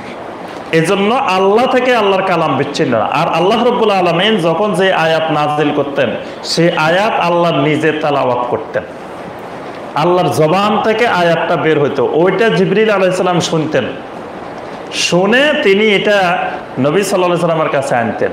নবী সাল্লাল্লাহু আলাইহি সাল্লাম জিবরিল আলাইহিস সালামের তেলাওয়াতটা শুনতেন, তারপরে নবী সাল্লাল্লাহু আলাইহি সাল্লামের অন্তরে সেটা ঢেলে দেওয়া হতো, তারপরে নবী সাল্লাল্লাহু আলাইহি সাল্লাম সেটা সাহাবীদের সামনে তেলাওয়াত করে শোনাইতেন। সুবহানাল্লাহ। তাহলে কোরআনকে আল্লাহর কালাম হিসাবে বিশ্বাস করতে হবে। এই বিশ্বাসগুলো যদি থাকে ঠিকমতো, তখন সেটা হবে ঈমান বিল কুতুব। 4 নম্বর যেটা, সেটা হলো আল ঈমান বির রসুল, রাসূলদের উপরে ঈমান। রাসূলদের উপরে ঈমান বলতে কয়েকটা জিনিস ঈমান। একটা হলো নবী রাসূলদের সংখ্যা, কতজন নবী রাসূল পৃথিবীতে এসেছেন। কিন্তু আমাদের দেশে এটা নিয়েও সমস্যা, 1,24,000 মতান্তরে 2,24,000। অথচ এটা কিন্তু ঈমানের একটা বিষয়, আকীদার একটা গুরুত্বপূর্ণ বিষয়। এখানে এই বিষয়টা খেয়াল রাখতে হবে যে আকীদার বিষয় যেটা হবে, সেটা নিয়ে কোনো একতলাপ থাকা যাবে না। দ্বিতীয় বিষয় হলো আকীদার বিষয় যেটা হবে, সেটা কোনো দুর্বল দলিলের উপরে প্রতিষ্ঠিত হতে পারবে না, হয় কোরআনে কারিমের আয়াত অথবা নবী সাল্লাল্লাহু আলাইহি ওয়াসাল্লামের সহিহ হাদিস, এর বাইরে আকীদা হবে না। তাহলে 1,24,000-এর যে হাদিস, এই হাদিসও আকীদা হওয়ার মতো হাদিস না, সহিহ হাদিস না, এটা হাসান হাদিস 1,24,000। আর 2,24,000-এর হাদিস জাল হাদিস, অথচ ওইটা আমাদের দেশে আকীদা হয়ে গেছে। জাল হাদিসও বাংলাদেশে আকীদা হয়, যে 1,24,000 মতান্তরে 2,24,000। সুতরাং আমরা 1,24,000-ও বলবো না, 2,24,000-ও বলবো না, যেহেতু আল্লাহ পাক কোরআনে কারিমে কোনো সংখ্যা বর্ণনা করেন নাই। আমরা বলবো যে আল্লাহ পাক অগণিত অসংখ্য নবী রাসূল পাঠিয়েছেন। আচ্ছা, নবী রাসূলদের নাম, যেগুলোর নাম আল্লাহ পাক কোরআনে বর্ণনা করেছেন, সেগুলোর নাম সহকারে আমরা ঈমান আনব। আর যেগুলোর নাম আল্লাহ পাক বর্ণনা করেন নাই, সেগুলো নামবিহীন। নাম আসছে কয়জনের? 25 জন। আবার কিছু কিছু নাম আসছে কোরআনে কারিমে, এরা নবী না। যেমন ওজাইর, ওজাইরের নাম আসছে, তারপরে লোকমান। আবার হাদিসে আসছে কিছু নাম, যেমন ইউশা ইবনে নুন, শীস, এদের নাম হাদিসে আসছে, কিন্তু এরা নবী না। অর্থাৎ নবী হিসাবে 25 জন নবীর নাম কোরআনে কারিমে উল্লেখ পাওয়া যায়। এদের নাম সহকারে আমরা ঈমান আনবো। আর যাদের নাম পাওয়া যায় না, তাদেরগুলো আমরা নামবিহীন।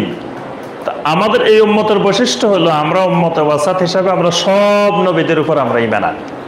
কোনো নবীর মধ্যে আমরা পার্থক্য সৃষ্টি করি না, অমুক নবীকে মানি, অমুক নবীকে মানি না, অমুক নবীকে, এরকম আমরা বলি না। আমরা সব নবীর উপরে লা নুফাররিকু বাইনা আহাদিম মির রুসুলি, আল্লাহর রসুলদের মধ্যে আমরা কোনো পার্থক্য সৃষ্টি করি না। নবী রাসূলদের ব্যাপারে আকীদা হবে যে তারা সবাই আল্লাহর বান্দা, আল্লাহর গোলাম, তারাও আল্লাহর বান্দা। আমাদের উপরে যেমন সালাত ফরজ, নবী রাসূলদের উপরেও সালাত ফরজ, তারাও আল্লাহর বান্দা। আমাদের উপরে যেমন পর্দা করা ফরজ, নবী রাসূলদের উপরেও পর্দা করা ফরজ, তারাও আল্লাহর গোলাম, তারাও আল্লাহর বান্দা।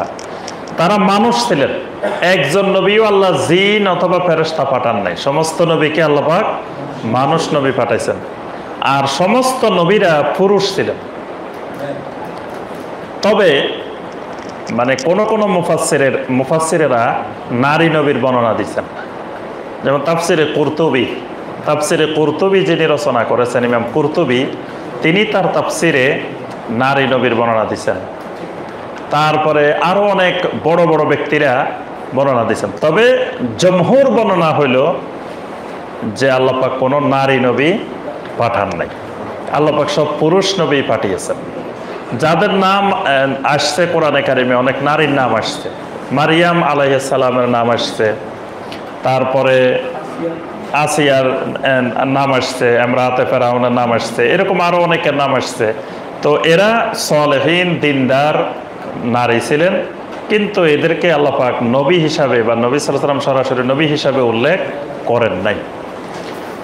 তো আমাদের ঈমান হবে যে সমস্ত নবীরা যারা আসছিলেন তারা সবাই পুরুষ ছিলেন।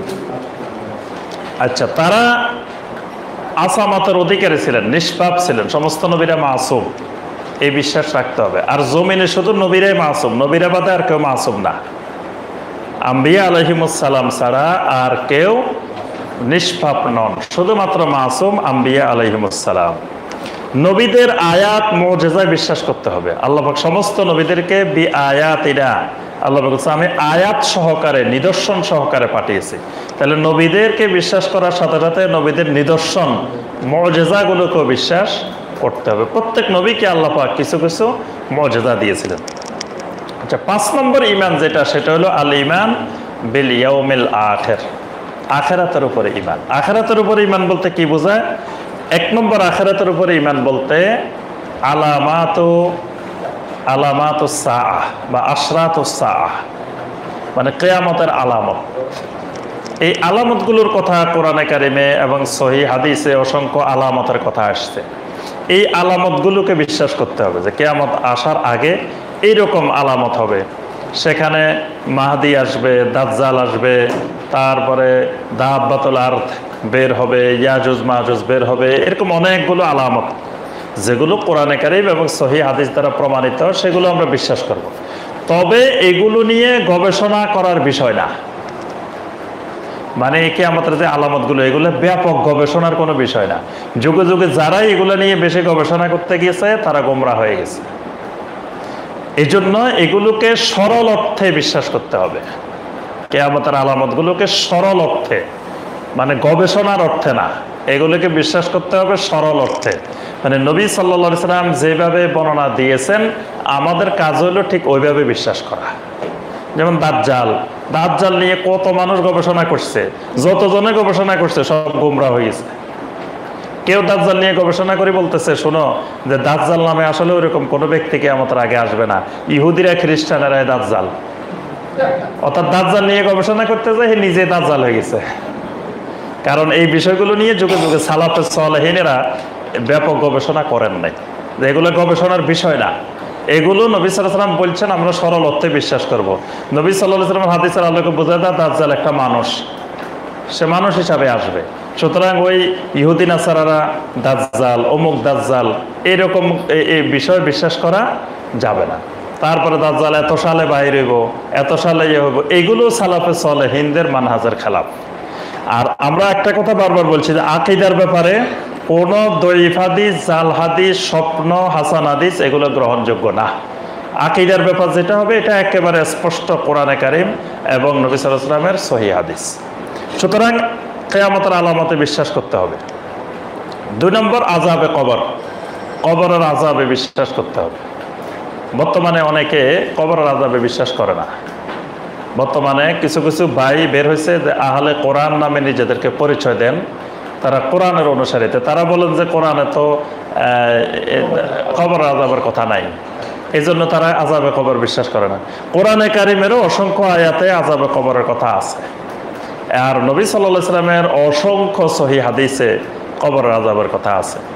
এবং দেখবেন মেশকাত আল মাসাবি, মেশকাতের মধ্যে একটা অধ্যায় আছে বাবু ইসবাতে আযাবিল কবর, আযাবে কবরের উপর একটা অধ্যায় আছে হাদিসে, সেখানে আয়াত আছে এবং অনেকগুলো হাদিস আছে আযাবে কবরের উপরে। সুতরাং আযাবে কবরকে বিশ্বাস করতে হবে। 3 নম্বর আন-নাফখা ওয়াল বাস ওয়াল হাসর, সিংহায় ফুৎকার, পুনরুত্থান এবং হাসর, এগুলো সম্পর্কে কত আয়াত, কত হাদিস, এগুলোকে বিশ্বাস করতে হবে। তারপরে হিসাবকে বিশ্বাস করতে হবে, মিজানকে বিশ্বাস করতে হবে, সিরাতকে বিশ্বাস করতে হবে, হাউজে কাউসারকে বিশ্বাস করতে হবে, শাফাআতকে বিশ্বাস করতে হবে, জান্নাত জাহান্নামকে বিশ্বাস করতে হবে, রুইয়াতুল্লাহ, আল্লাহ রাব্বুল আলামিনের দিদার, সাক্ষাৎ, আল্লাহকে দেখা, এটা বিশ্বাস করতে হবে। এবং নবী সাল্লাল্লাহু আলাইহি ওয়াসাল্লাম বলছেন তোমরা জান্নাত চাইলে সবচেয়ে উপরেরটা চাও আল্লাহর কাছে। উপরেরটা চাইলে বেশি ফায়দা কেন? কারণ ফাওকাহু আরশুর রহমান, এটার উপরে আল্লাহ পাকের আরশ। তো যে লোক ওইটা পাইবো সে আল্লাহকে সবসময় দেখবে, সুবহানাল্লাহ, মানে সে আল্লাহর সাক্ষাৎটা সবসময় হবে। আল্লাহর সাক্ষাৎ পাইতে হলে আল্লাহ একটা শর্ত দিয়েছেন, সূরা আল কাহাফের একবার লাস্টের আয়াত, ফামান কানা ইয়ারজু লিকা রাব্বিহি ফালিয়ামাল আমালান সালিহা ওয়ালা ইউশরিক বিইবাদাতি রাব্বিহি আহাদা। আল্লাহর সাক্ষাৎ পেতে হলে শর্ত হলো ফালিয়ামাল আমালান সালিহা, আমলে সালেহ করো, ওয়ালা ইউশরিক বিইবাদাতি রাব্বিহি আহাদা, আল্লাহর ইবাদতের মধ্যে কোনো শিরক করা যাবে না। শিরক করলে সে আল্লাহর দিদার পাবে না, আল্লাহর সাক্ষাৎ পাবে না। আচ্ছা, তো আল্লাহকে তো দেখা যাবে, দেখা যাবে না? কারণ দিদার যাতে তো আল্লাহকে সাক্ষাৎ যাতে দেখা যাবে, তো আল্লাহর যদি আকারে না থাকে, নিরাকার হয়, তো দেখবো কি? যে আল্লাহকে দেখবো, যে আল্লাহ যদি নিরাকার, তো আল্লাহকে কি দেখবো এখানে? আল্লাহর দিদারটা কেমনে হবে? আল্লাহ রাব্বুল আলামিনের দিদার দ্বারা, রুইয়ত দ্বারা বোঝা যায় যে রাব্বুল আলামিনের আকার আছে। তবে সেটা আল্লাহ জানেন আল্লাহর আকার কেমন। আল্লাহর আকার আল্লাহর মতে, কোনো মাখলুকের মতো নয়, সেটাকে তুলনায় করা যাবে না, কল্পনাও করা যাবে না, গবেষণাও করা যাবে না। আল্লাহ বলছেন, বাস আমরা যে যে বিষয়গুলো বলছেন আমরা সরল অর্থে, স্বাভাবিক অর্থে সেটা বিশ্বাস করব। এটা নিয়ে কোনো চিন্তা, গবেষণা, ব্যাখ্যা করার অবকাশ নাই। আচ্ছা, এগুলো হলো ঈমান বিল ইয়াউমিল আখির। সর্বশেষ যেটা, সেটা হলো আল ঈমান বিল কদর। 6 নম্বর, তাকদীরের উপরে ঈমান। তাকদীরের উপরে ঈমান বলতে কি বোঝায়? এইটাই হলো সবচেয়ে জটিল। এই তাকদীরের ঈমান বুঝতে গেলে আমাদের দীর্ঘ সময় বোঝা দরকার। বাংলাদেশে বা বর্তমান দুনিয়াতে এবং প্রাচীন যুগে যুগে সবচেয়ে বেশি মানুষ ঈমান হারা হয়েছে তাকদীরের ঈমানের ক্ষেত্রে। এইটার উপরে আলাদা একটা ফেরকায়, দুইটা ফেরকা বাহির হয়েছে, কাদরিয়া, জাবরিয়া। কাদরিয়ারা পুরোপুরি তাকদীরকে অস্বীকারই করছে, বলে যে তাকদীর বলতে কিচ্ছু নাই, সব বান্দার কর্মের ফল, বান্দা যা করে তাই, এর বাইরে কিসের তাকদীর। আবার জাবরিয়া যারা, এরা কয় ওরে আল্লাহ বান্দা কিচ্ছুই করতে পারে না, সব আল্লাহ করে। মানে এমন তাকদীর বিশ্বাস করা করছে যে কয় যেমনি না চাও তেমনি নাচি, পুতুলের কি দোষ? পুতুলের কোনো দোষ নাই, আল্লাহ না চায়, আল্লাহ সব করায়, আমার কিচ্ছু করতে পারি না, আমরা কয় সব আল্লাহ করায়। সুতরাং আমি যে নামাজ পড়ি না, এটাও কিন্তু আল্লাহ করায়। যারা জাবরিয়া তারা কিন্তু এটা বিশ্বাস করে। এবং মুশরিকেরা বলতো যে ওয়ালাউ শাহ আল্লাহু মা আবাদনা মিন শাই, আল্লাহ যদি চাইতেন, রাসূল সাল্লাল্লাহু আলাইহি ওয়াসাল্লামকে এসে বলতেন যে আল্লাহ যদি চাইতো তা আমরা কখনো শিরক করতাম না, কখনো এসব করতাম না, আমরা যেগুলো করি এটা আল্লাহই চায়, এটা আল্লাহর ইচ্ছায় করি আমরা। জাবরিয়া যারা, তারা বলে যে সব তো আমার তাকদীরেই লেখা আছে, তা আমি তো তাকদীরের বাইরে যেতে পারবো না, সুতরাং আমি যা করি এটা আল্লাহর ইচ্ছায় করি, আল্লাহ করায়। আমি চুরি করি, এটাও আল্লাহ করায়। আমি সন্ত্রাসী করি, এটাও আল্লাহ করায়। যা করি আল্লাহ করায়। এটা হলো জাবরিয়ারা তাকদীর নিয়ে একেবারে বিভ্রান্তের মধ্যে চলে গেছে। আবার আরেক গ্রুপ কয় না, সব করি আমি, আমারই ক্ষমতা। কিসের তাকদীর? এটা এক পক্ষ তাকদীর বিশ্বাস করে নাই, আরেক পক্ষ তাকদীরকে অতি বিশ্বাস করে ফেলছে। কিন্তু আহলুস সুন্নাত ওয়াল জামাতের বিশ্বাস হলো এই দুইয়ের মাঝামাঝি। প্রথম তাকদীর আছে অবশ্যই, এটার উপরে ঈমান আনতে হবে, আল্লাহ লিখে দিয়েছেন। কিন্তু আবার বান্দারও কিছু ক্ষমতা আছে, বান্দার কিছু ইস্তেতাআত আছে, এটাকে ক্ষমতা বলে না, এটাকে বলে ইস্তেতাআত। ক্ষমতা আল্লাহর হাতে, ক্ষমতা আল্লাহর কাউকে দেন নাই, কিন্তু বান্দার সক্ষমতা আছে, প্রচেষ্টা, ইস্তেতাআত। মানে যদি সক্ষমতাই না থাকে তাহলে তার বিচার হবে কেন? যদি আল্লাহ সব করান তো তার তো বিচার হওয়ার কথা না, তার শাস্তিও দেওয়ার কথা না, পুরস্কারও দেওয়ার কথা না। কারণ আমি যে নামাজ পড়ছি, আল্লাহ পড়াইছে, তো এখানে আমার কি? তা আমার আল্লাহ জান্নাত দিব কেন? আরেকজন পড়ে নাই, তাকে আল্লাহ পড়ায় নাই। আমাকে আল্লাহ ইসলাম গ্রহণ করার তৌফিক দিছে, আরেকজনের আল্লাহ ইসলাম দেয় নাই, তো হের দোষ কি?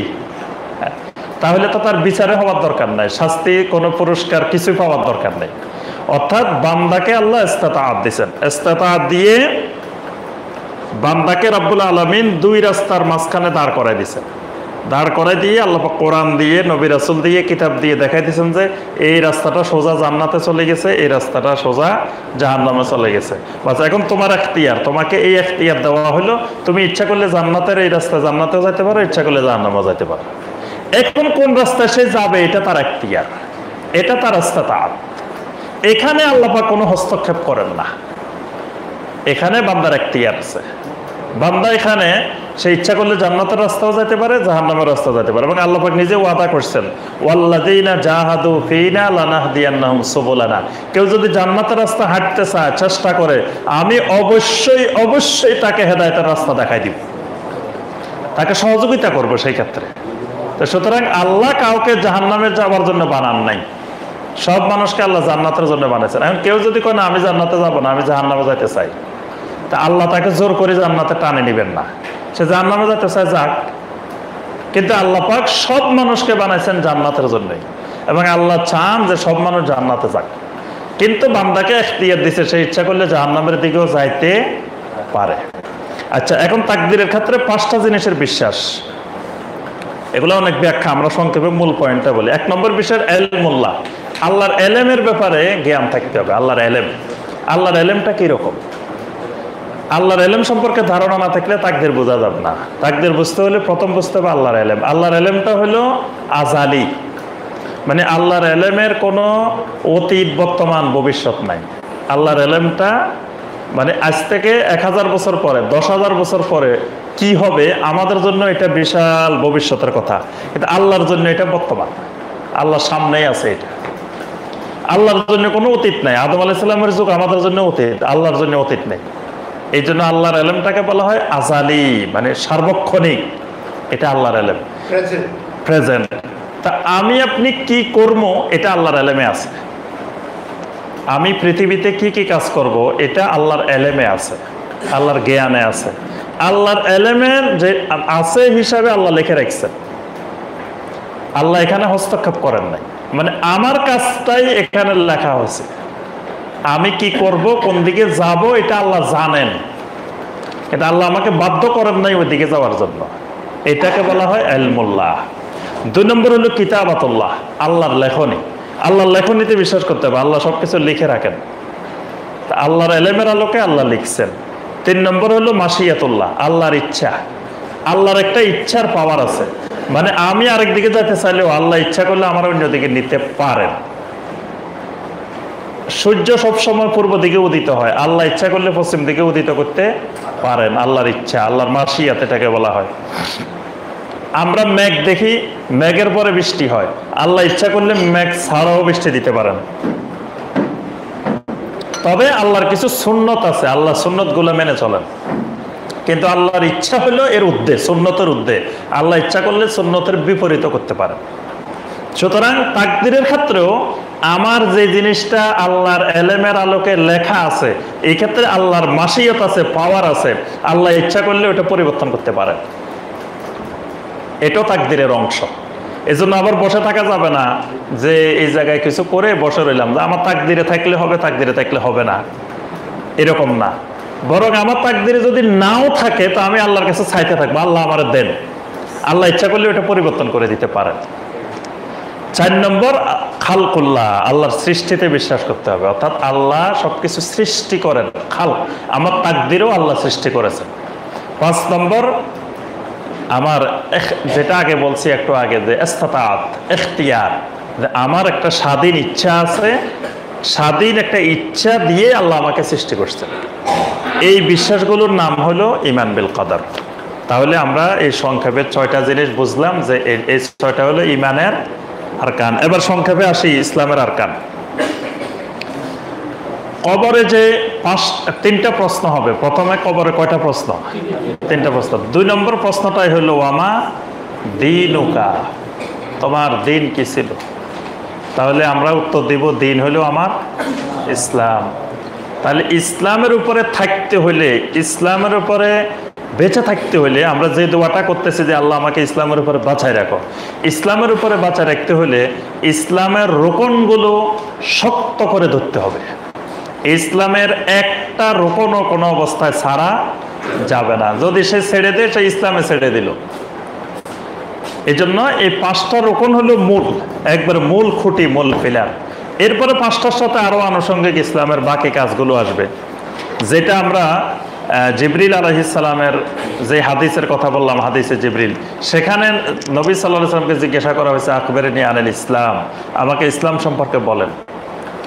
তখন আল্লাহ রাসূল সাল্লাল্লাহু আলাইহি ওয়াসাল্লাম বললেন যে ইসলাম হলো আনতা শাহাদা আল্লাহ ইলাহা ইল্লাল্লাহ ওয়া আন্না মুহাম্মাদার রাসূলুল্লাহ ওয়া তুকিমাস সালাহ ওয়া তুতিয়াজ যাকাত ওয়া তাসুমা রমাদান ওয়া তাহুজ্জাল বাইতা ইন ইসতাতা'তা ইলাইহি সাবিলা।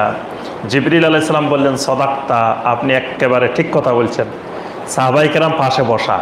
ওমর ইবনে খাত্তাব রাদিয়াল্লাহু তাআলা আনহু হাদিস বর্ণনা করছেন, তিনি বলতেছেন যে আমরা তো চিনতে পারছিলাম না প্রথমে, যে কারণ লোকটার চুলগুলো কুচকুচে কালো, তারপরে দেখতেছে কাপড়গুলো ধবধবে সাদা, আবার তার কাপড়ের মধ্যে কোনো এমন সাদা যে সফরের কোনো লক্ষণ নাই। মরুভূমির রাস্তায় সফর করে আসলে তো সাদা থাকার কথা না, ধুলাবালি লেগে যাওয়ার কথা, ধুলাবালিও নাই, কিছু নাই। আমরা তো অবাক হয়ে গেছি, লোকটাকে সবাই তার দিকে তাকায় রয়েছি আমরা সবাই। তো মনে মনে আমরা ধারণা করতেছিলাম যে মনে হয় লোকটা মানুষ না, ফেরেশতা হইতে পারে, কিন্তু আমরা তো ধারণা করে কিছু বলতে পারি না। তো লোকটা কি বলে আমরা মনোযোগ দিয়ে শুনতেছি। তো লোকটা যখন বলছে সাদাক্তা ফাআজাবনা লাহু ইয়াসআলুহু ওয়া ইউসাদ্দিকুহু, আমরা আশ্চর্য হয়ে গেলাম, আরে লোকটা প্রশ্ন করছে আবার কয় আপনি ঠিক কইছেন। তাহলে বোঝা যায় লোকটা আগে থেকে জানে। এটা আমরা আরো আশ্চর্য হয়ে গেছি যে লোকটা নবী সাল্লাল্লাহু আলাইহি ওয়াসাল্লামকে প্রশ্নও করছেন আবার সত্যায়িতও করছেন। তো এখানে নবী সাল্লাল্লাহু আলাইহি ওয়াসাল্লাম ইসলামের আরকান বর্ণনা করে দিয়েছেন যে ইসলামের আরকান হলো 5টা। 1 নম্বর আরকান হলো শাহাদাতে আল্লাহ ইলাহা ইল্লাল্লাহ ওয়া আন্না মুহাম্মাদার রাসূলুল্লাহ, যে আল্লাহ ছাড়া কোনো সত্যিকারের মাবুদ নাই, মুহাম্মদ সাল্লাল্লাহু আলাইহি ওয়াসাল্লাম আল্লাহর রাসূল। এটা শাহাদা, সাক্ষ্য দিতে হবে। মানে কেউ যদি ইসলামে ঢুকতে চায় তাও এটা পড়ে ঢুকতে হবে, ঘোষণা দিয়ে ঢুকতে হবে। আবার ঢোকার পরেও এটার ঘোষণা ছাড়া বসে থাকা যাবে না, মানে এটা কন্টিনিউ ব্যাপার। মানে কেউ নতুন আপনার কাছে আসছে যে ভাই আমি মুসলিম হতে চাই, তা কেমনে মুসলিম বানাবেন? আপনাদের কাছে কেউ আসলো যে ভাই আমি মুসলিম হতে চাই, আমার একটু ইসলামে ঢুকাই দেন তো, তা আপনি ইসলামে কেমনে ঢুকাই দিবেন? যে আমিও দিন এক মাহফিলে জিজ্ঞাসা করলাম সবাইকে যে ভাই আপনার কাছে একজন লোক আসছে যে বলতেছে এসে ভাই আমি একটু মুসলিম হতে চাই, আমার একটু ইসলামের মধ্যে ঢুকাই দেন। অনেকে আসে কেন ভাই আমি আপনার দলে যোগ দিতে চাই, আমার একটু দলে ঢুকাই দেন। তো এখন একজন আসে করলে ভাই আপনারা তো মুসলিম, আমি আপনাদের মুসলিমে যোগ দিতে চাই, তা আপনি কি করবেন, কেমনে ঢুকাইবেন? সবাই উত্তর দিছে কি, কয় হুজুরের কাছে নিয়ে যাবো। আমি বললাম যে হুজুরের কাছে কেন নিবেন? আপনি মুসলিম, আপনি ইসলামের একজন সদস্য, তা আপনি আরেক ইমাম সাহেবও ইসলামের একজন সদস্য, আপনিও ইসলামের একজন সদস্য, আপনিও মুসলিম উনিও মুসলিম। তা আপনার কাছে আসছে একজন, যদি কোনো দলের একজন কর্মীর কাছে আসে কে ভাই আমি আপনার দলে যোগ দিতে চাই, তাহলে সে কি করে? সে ফরম পূরণ করাই দেয়। তার দলের যে সদস্য কর্মী ফরম পূরণ করে তারা সদস্য বানায় নিয়ে তার দলে ঢুকাই ফেলায়। সে তো বলে না যে চলেন আমাদের এই জেলা সভাপতির কাছে যাই, অমুকের কাছে যাই, এটা তো লাগে না। তা আপনার কাছে একজন মানুষ মুসলিম হইতে আসছে, তা আপনি কেন হুজুরের কাছে লয়ে যাবেন? কারণ আপনি যে মুসলিম সে আরেকজনেরও মুসলিম বানাইতে পারে, যে নিজে মুসলিম হয় না সে আরেকজনকে বানাবে কিভাবে?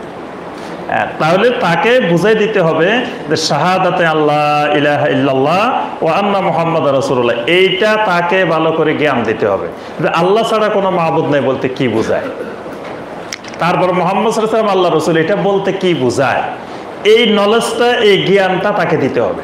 দেওয়ার পরে বলতে হবে যে ভাই এই যে আমি বললাম আপনি কি স্বজ্ঞানে সব বুঝছেন?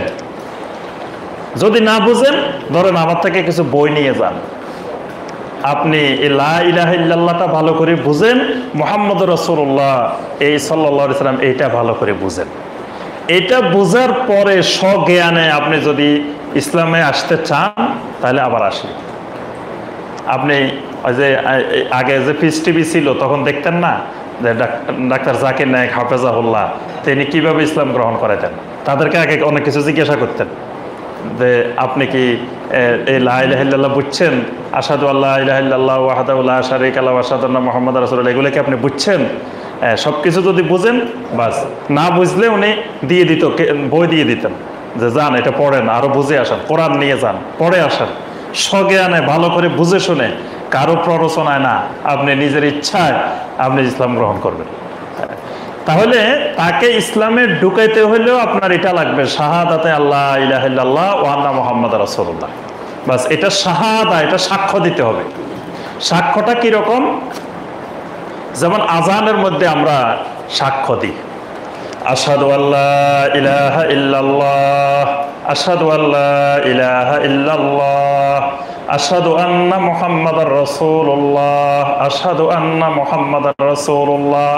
এখানে ঈমানের দুইটা পার্ট, দুইটা অংশের সাক্ষ্য দিচ্ছি। আশহাদু আমি সাক্ষ্য দিচ্ছি, তাহলে এটা ঢুকতে হলেও সাক্ষ্য দিয়ে ঢুকতে হয়। আবার যতদিন এখানে থাকবেন মুসলিম হিসাবে মৃত্যু পর্যন্ত, ততদিনও শাহাদা দিতে হবে, সাক্ষ্য দিতে হবে। অনেকে মনে মনে ইসলাম বুঝছে কিন্তু সাক্ষী দেয় নাই, এই জন্য মুসলিম হতে পারে নাই। যেমন আবু তালেব, আবু তালেব কিন্তু মনে প্রাণে সব বুঝে গেছে যে মুহাম্মদ সাল্লাল্লাহু আলাইহি ওয়াসাল্লাম আল্লাহর নবী, ইসলাম আল্লাহর দিন, এটা কিন্তু আবু তালেব সব বুঝছে মনে মনে। কিন্তু তাকে নবী সাল্লাল্লাহু আলাইহি ওয়াসাল্লাম বলছে যে আপনি সাক্ষী দেন, বলেন লা ইলাহা ইল্লাল্লাহ ঘোষণা দেন, হে বলে নাই। তাহলে সাক্ষী না দেওয়ার কারণে সে কিন্তু মুসলিম হতে পারে নাই, সে বুঝিও মুসলিম হতে পারে নাই। ইহুদিদের ব্যাপারে আল্লাহ পাক বলছেন যে তারা আপনাকে এমন ভাবে চিনে যেভাবে তারা তাদের ছেলে মেয়েদেরকে চিনে, সন্তানদেরকে চিনে। তাহলে নবী সাল্লাল্লাহু আলাইহি ওয়াসাল্লাম যে হক, ইসলাম যে হক, তারা বুঝে গেছে, কিন্তু তারা সাক্ষ্য দেয় নাই, শাহাদা দেয় নাই। শাহাদা না দেওয়ার কারণে তারা মুসলিম হতে পারে না। তাহলে শাহাদার মধ্যে তিনটা অংশ, তিনটা অংশের মিল হইলে এটার নাম শাহাদা। প্রথম অন্তরে বিশ্বাস করতে হবে, তারপরে মুখে স্বীকৃতি দিতে হবে, মুখের স্বীকৃতির সাথে সাথে বাস্তব কাজেও মিল থাকতে হবে, কাজটাও শাহাদা। মানে আমি কোন আকীদায় বিশ্বাস করি, কোন চিন্তা চেতনায় বিশ্বাস করি, এটা আমার কাজে প্রমাণ হবে। এজন্য আল্লাহ পাক ইখলাসের কথা বলার সাথে সাথে দুইটা আমলের কথা বলছেন। সূরা আল বাইয়িনা 5 নম্বর আয়াত, ওয়া মা উমিরু ইল্লা লিয়াবুদুল্লাহ মুখলিসিনা লাহুদ্দিন হুনাফা ওয়া ইউকিমুস সালাহ ওয়া ইউতুজ যাকাত ওয়া যালিকা দীনুল কাইয়্যিমাহ। আল্লাহ পাক বলছেন আল্লাহ তোমাদেরকে নির্দেশ দিচ্ছেন যে আল্লাহ ছাড়া কারো ইবাদত করা যাবে না। মুখলিসিনা লাহুদ্দিন, একমাত্র আল্লাহর জন্য খালেস ভাবে দিনকে নির্দিষ্ট করে, মানে ঈমানের সাথে, শাহাদার সাথে। এর সাথে সাথে আল্লাহ বলতেছেন ওয়া ইউকিমুস সালাহ ওয়া ইউতুজ যাকাত, সালাত কায়েম করতে হবে, যাকাত আদায় করতে হবে। অর্থাৎ ওই ইবাদত যে আমি বিশ্বাস করলাম, সাক্ষ্য দিলাম, এটা সালাতের মাধ্যমে, যাকাতের মাধ্যমে প্রতিফলন করাতে হবে। যদি প্রতিফলন ঘটে ওয়া যালিকা দীনুল কাইয়্যিমা, তখনই বুঝতে হবে এটা প্রতিষ্ঠিত দিন, এটা ইসলাম। তাহলে কোনো ব্যক্তি বিশ্বাস করলো কিন্তু সে আমল করে না, সালাত কায়েম করে না, মসজিদে আসে না, সালাতের সাথে তার কোনো সম্পর্ক নেই, তাহলে তার অর্থ হলো সে এখনো সাক্ষ্য দিতে পারেনি। সাক্ষ্যটা যেমন অন্তরে, তেমন মুখে, তেমন আমল বিল জাওয়ারিহ, তার অঙ্গ প্রত্যঙ্গের মাধ্যমে সাক্ষ্য দিতে হবে। এই সাক্ষ্য হলো ইসলামের 1 নম্বর বিষয়। 2 নম্বর রুকন হলো, আচ্ছা সাক্ষ্যের মধ্যে লা ইলাহা ইল্লাল্লাহর মধ্যে তাওহীদ, সে যদি সাক্ষ্য দেয় তাহলে তার কর্মকাণ্ডে কখনো কোনো শিরক থাকতে পারবে না, কোনো কুফর থাকতে পারবে না, নিফাক থাকতে পারবে না, কোনো বেদাত থাকতে পারবে না, কারণ সে সাক্ষ্য দিচ্ছে লা ইলাহা ইল্লাল্লাহ। সে সাক্ষ্য দিবে মুহাম্মদুর রাসূলুল্লাহ সাল্লাল্লাহু আলাইহি ওয়াসাল্লাম। তখন তার উপরে বাধ্যতামূলক সে নবী সাল্লাল্লাহু আলাইহি ওয়াসাল্লামের সুন্নতের উপরে বিদ্যমান থাকবে, সব আমল করবে সুন্নতের আলোকে, বিশ্বাস করবে সুন্নতের আলোকে, তার সব হবে সুন্নতের আলোকে। এটা হলো তার সাক্ষ্যের প্রতিফলন। 2 নম্বর রকম ইকামেস সালাহ, সালাত কায়েম করা। সালাত এমন এক ইবাদত যে ইবাদত না করলে জাহান্নামে যেতে হয়। আল্লাহ পাক কোরআনে কারিমে স্পষ্ট বলছেন সূরা আল মুদাসসিরের 43 নম্বর আয়াত, ক্বালু লাম নাকু মিনাল মুসাল্লিন। জাহান্নামীদেরকে জিজ্ঞাসা করা হবে কেন জাহান্নামে আসছো, তারা জবাব দিবে আমরা মুসল্লি ছিলাম না। 1 নম্বরে আমরা সালাত কায়েম করি নাই। তাহলে জাহান্নামে যাওয়ার 1 নম্বর কারণ সালাত না পড়া, সালাত কায়েম না করা। সালাত এমন একটা ইবাদত যেটাকে আল্লাহ পাক ঈমান দিয়ে প্রকাশ করছেন, মানে ঈমান শব্দ দিয়ে সালাত বুঝাইছেন। সূরা আল বাকারার মধ্যে আল্লাহ পাক, সূরা আল বাকারার 143 নম্বর আয়াতে আল্লাহ পাক বলেছেন ওমা কানাল্লাহু লিইউদিয়া ঈমানাকুম, ওমা কানাল্লাহু লিইউদিয়া ঈমানাকুম। আল্লাহ তোমাদের ঈমানকে নষ্ট করতে চান না। এখানে ঈমানাকুম মানে সালাতাকুম, যে আল্লাহ তোমাদের সালাত নষ্ট করতে চান না। তাহলে মানে এটা ঈমানের বহিঃপ্রকাশ, সালাতটা ঈমানের বহিঃপ্রকাশ। কিন্তু যাকাত, হজ, সিয়াম এগুলো ঈমানের সরাসরি বহিঃপ্রকাশ না, এই মাসালাটা একটু ভালো করে বুঝতে হবে, যে সেটা হলো ইমানের সরাসরি বহিঃপ্রকাশ সালাত, কিন্তু যাকাত, সিয়াম, হজ এই তিনটা ইসলামের রুকন, কিন্তু সেটা ইমানের সাথে এইভাবে অঙ্গাঙ্গিভাবে জড়িত না। এই জন্য সালাত আদায় না করা কুফরি, কিন্তু যাকাত আদায় না করা কুফরি না, বা হজ না করা কুফরি না, বা সিয়াম পালন না করা কুফরি না। মানে ওগুলো বিশ্বাস করে, কোনো কারণে করে না, সিয়াম পালন করে না, তাহলে সে কাফের হবে না, তার এটা কুফরি হয়নি। তারপর হজ করে না, হজ ফরজ সে বিশ্বাস করে কিন্তু হজ করে না, তা কাফের হয় নাই। তারপরে সিয়াম যাকাত আদায় করে না, কিন্তু যাকাত যে ফরজ এটা বিশ্বাস করে, সে কাফের হবে না। কিন্তু সালাত আদায় করে না, সে কুফরি করে। মানে এই ইবাদতটা, একমাত্র এই ইবাদতটা, সালাতটা, এটা ইমানের সাথে অঙ্গাঙ্গিভাবে জড়িত। ইমানের বহিঃপ্রকাশটাই সালাত। এই জন্য নবী সাল্লাল্লাহু আলাইহি ওয়াসাল্লাম বলছেন যে কোন মুমিনের মাঝে আর কুফরের মাঝে পার্থক্য হলো তারকুস সালাত, সালাত পরিত্যাগ করা। এটাকে ইমান আর কুফরের পার্থক্য নির্ণয়কারী বলা হয়েছে। এই জন্য সালাত হলো এমন একটা রকম যেটা ইমানের বহিঃপ্রকাশ হয়। তাহলে দেখেন, আরকানুল ইমান না বোঝার কারণে এই দেশে কত মানুষ, কত ভাই সালাত পরিত্যাগ করতেছে, সালাত ছেড়ে দিচ্ছে, আবার নিজেরা মুসলিমও ঠিক আছে, অথচ একটা গুরুত্বপূর্ণ ইমানি জিনিস তারা ছেড়ে দিয়েছে। কোন শাসক যদি কোনো প্রকারের দিন বিরোধী কাজ করে, সাহাবায়ে কেরাম জিজ্ঞাসা করলেন, আমরা কি তার বিরুদ্ধে বিদ্রোহ করব?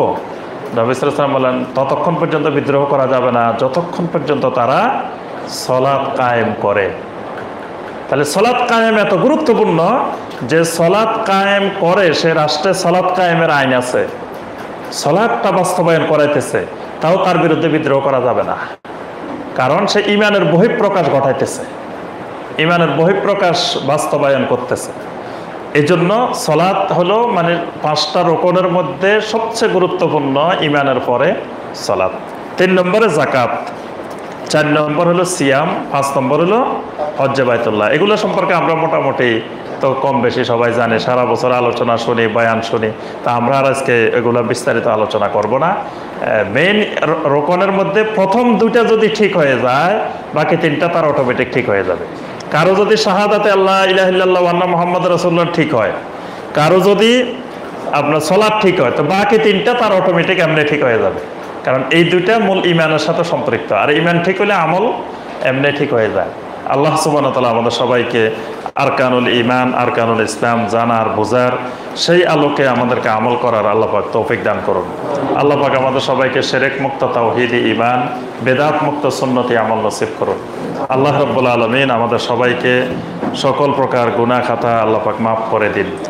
আমাদের মধ্যে যারা অসুস্থ আছেন, আল্লাহ পাক সবাইকে সুস্থতা দান করুন, সবাইকে আল্লাহ পাক হায়াতে তয়্যিবা দান করুন। আল্লাহ পাক এই এলাকার সকল ভাই বোনদেরকে আল্লাহ পাক তাওহীদ বুঝার, ঈমান বুঝার আল্লাহ পাক তৌফিক দান করুন। ঈমানি সহিহ আকীদার যে বিষয়গুলো আল্লাহ পাক আমাদের সবাইকে বুঝার তৌফিক দান করুন। আজকের এই মাজলিসকে আল্লাহ পাক কবুল করে নিন। এই মাজলিসে যা আলোচনা হয়েছে, এর মধ্যে যা ভুল ত্রুটি হয়েছে, আল্লাহ পাক আমাদেরকে মাফ করে দিন। আল্লাহ পাক আমাদেরকে আলোচনাগুলো আমল করার তৌফিক দান করুন।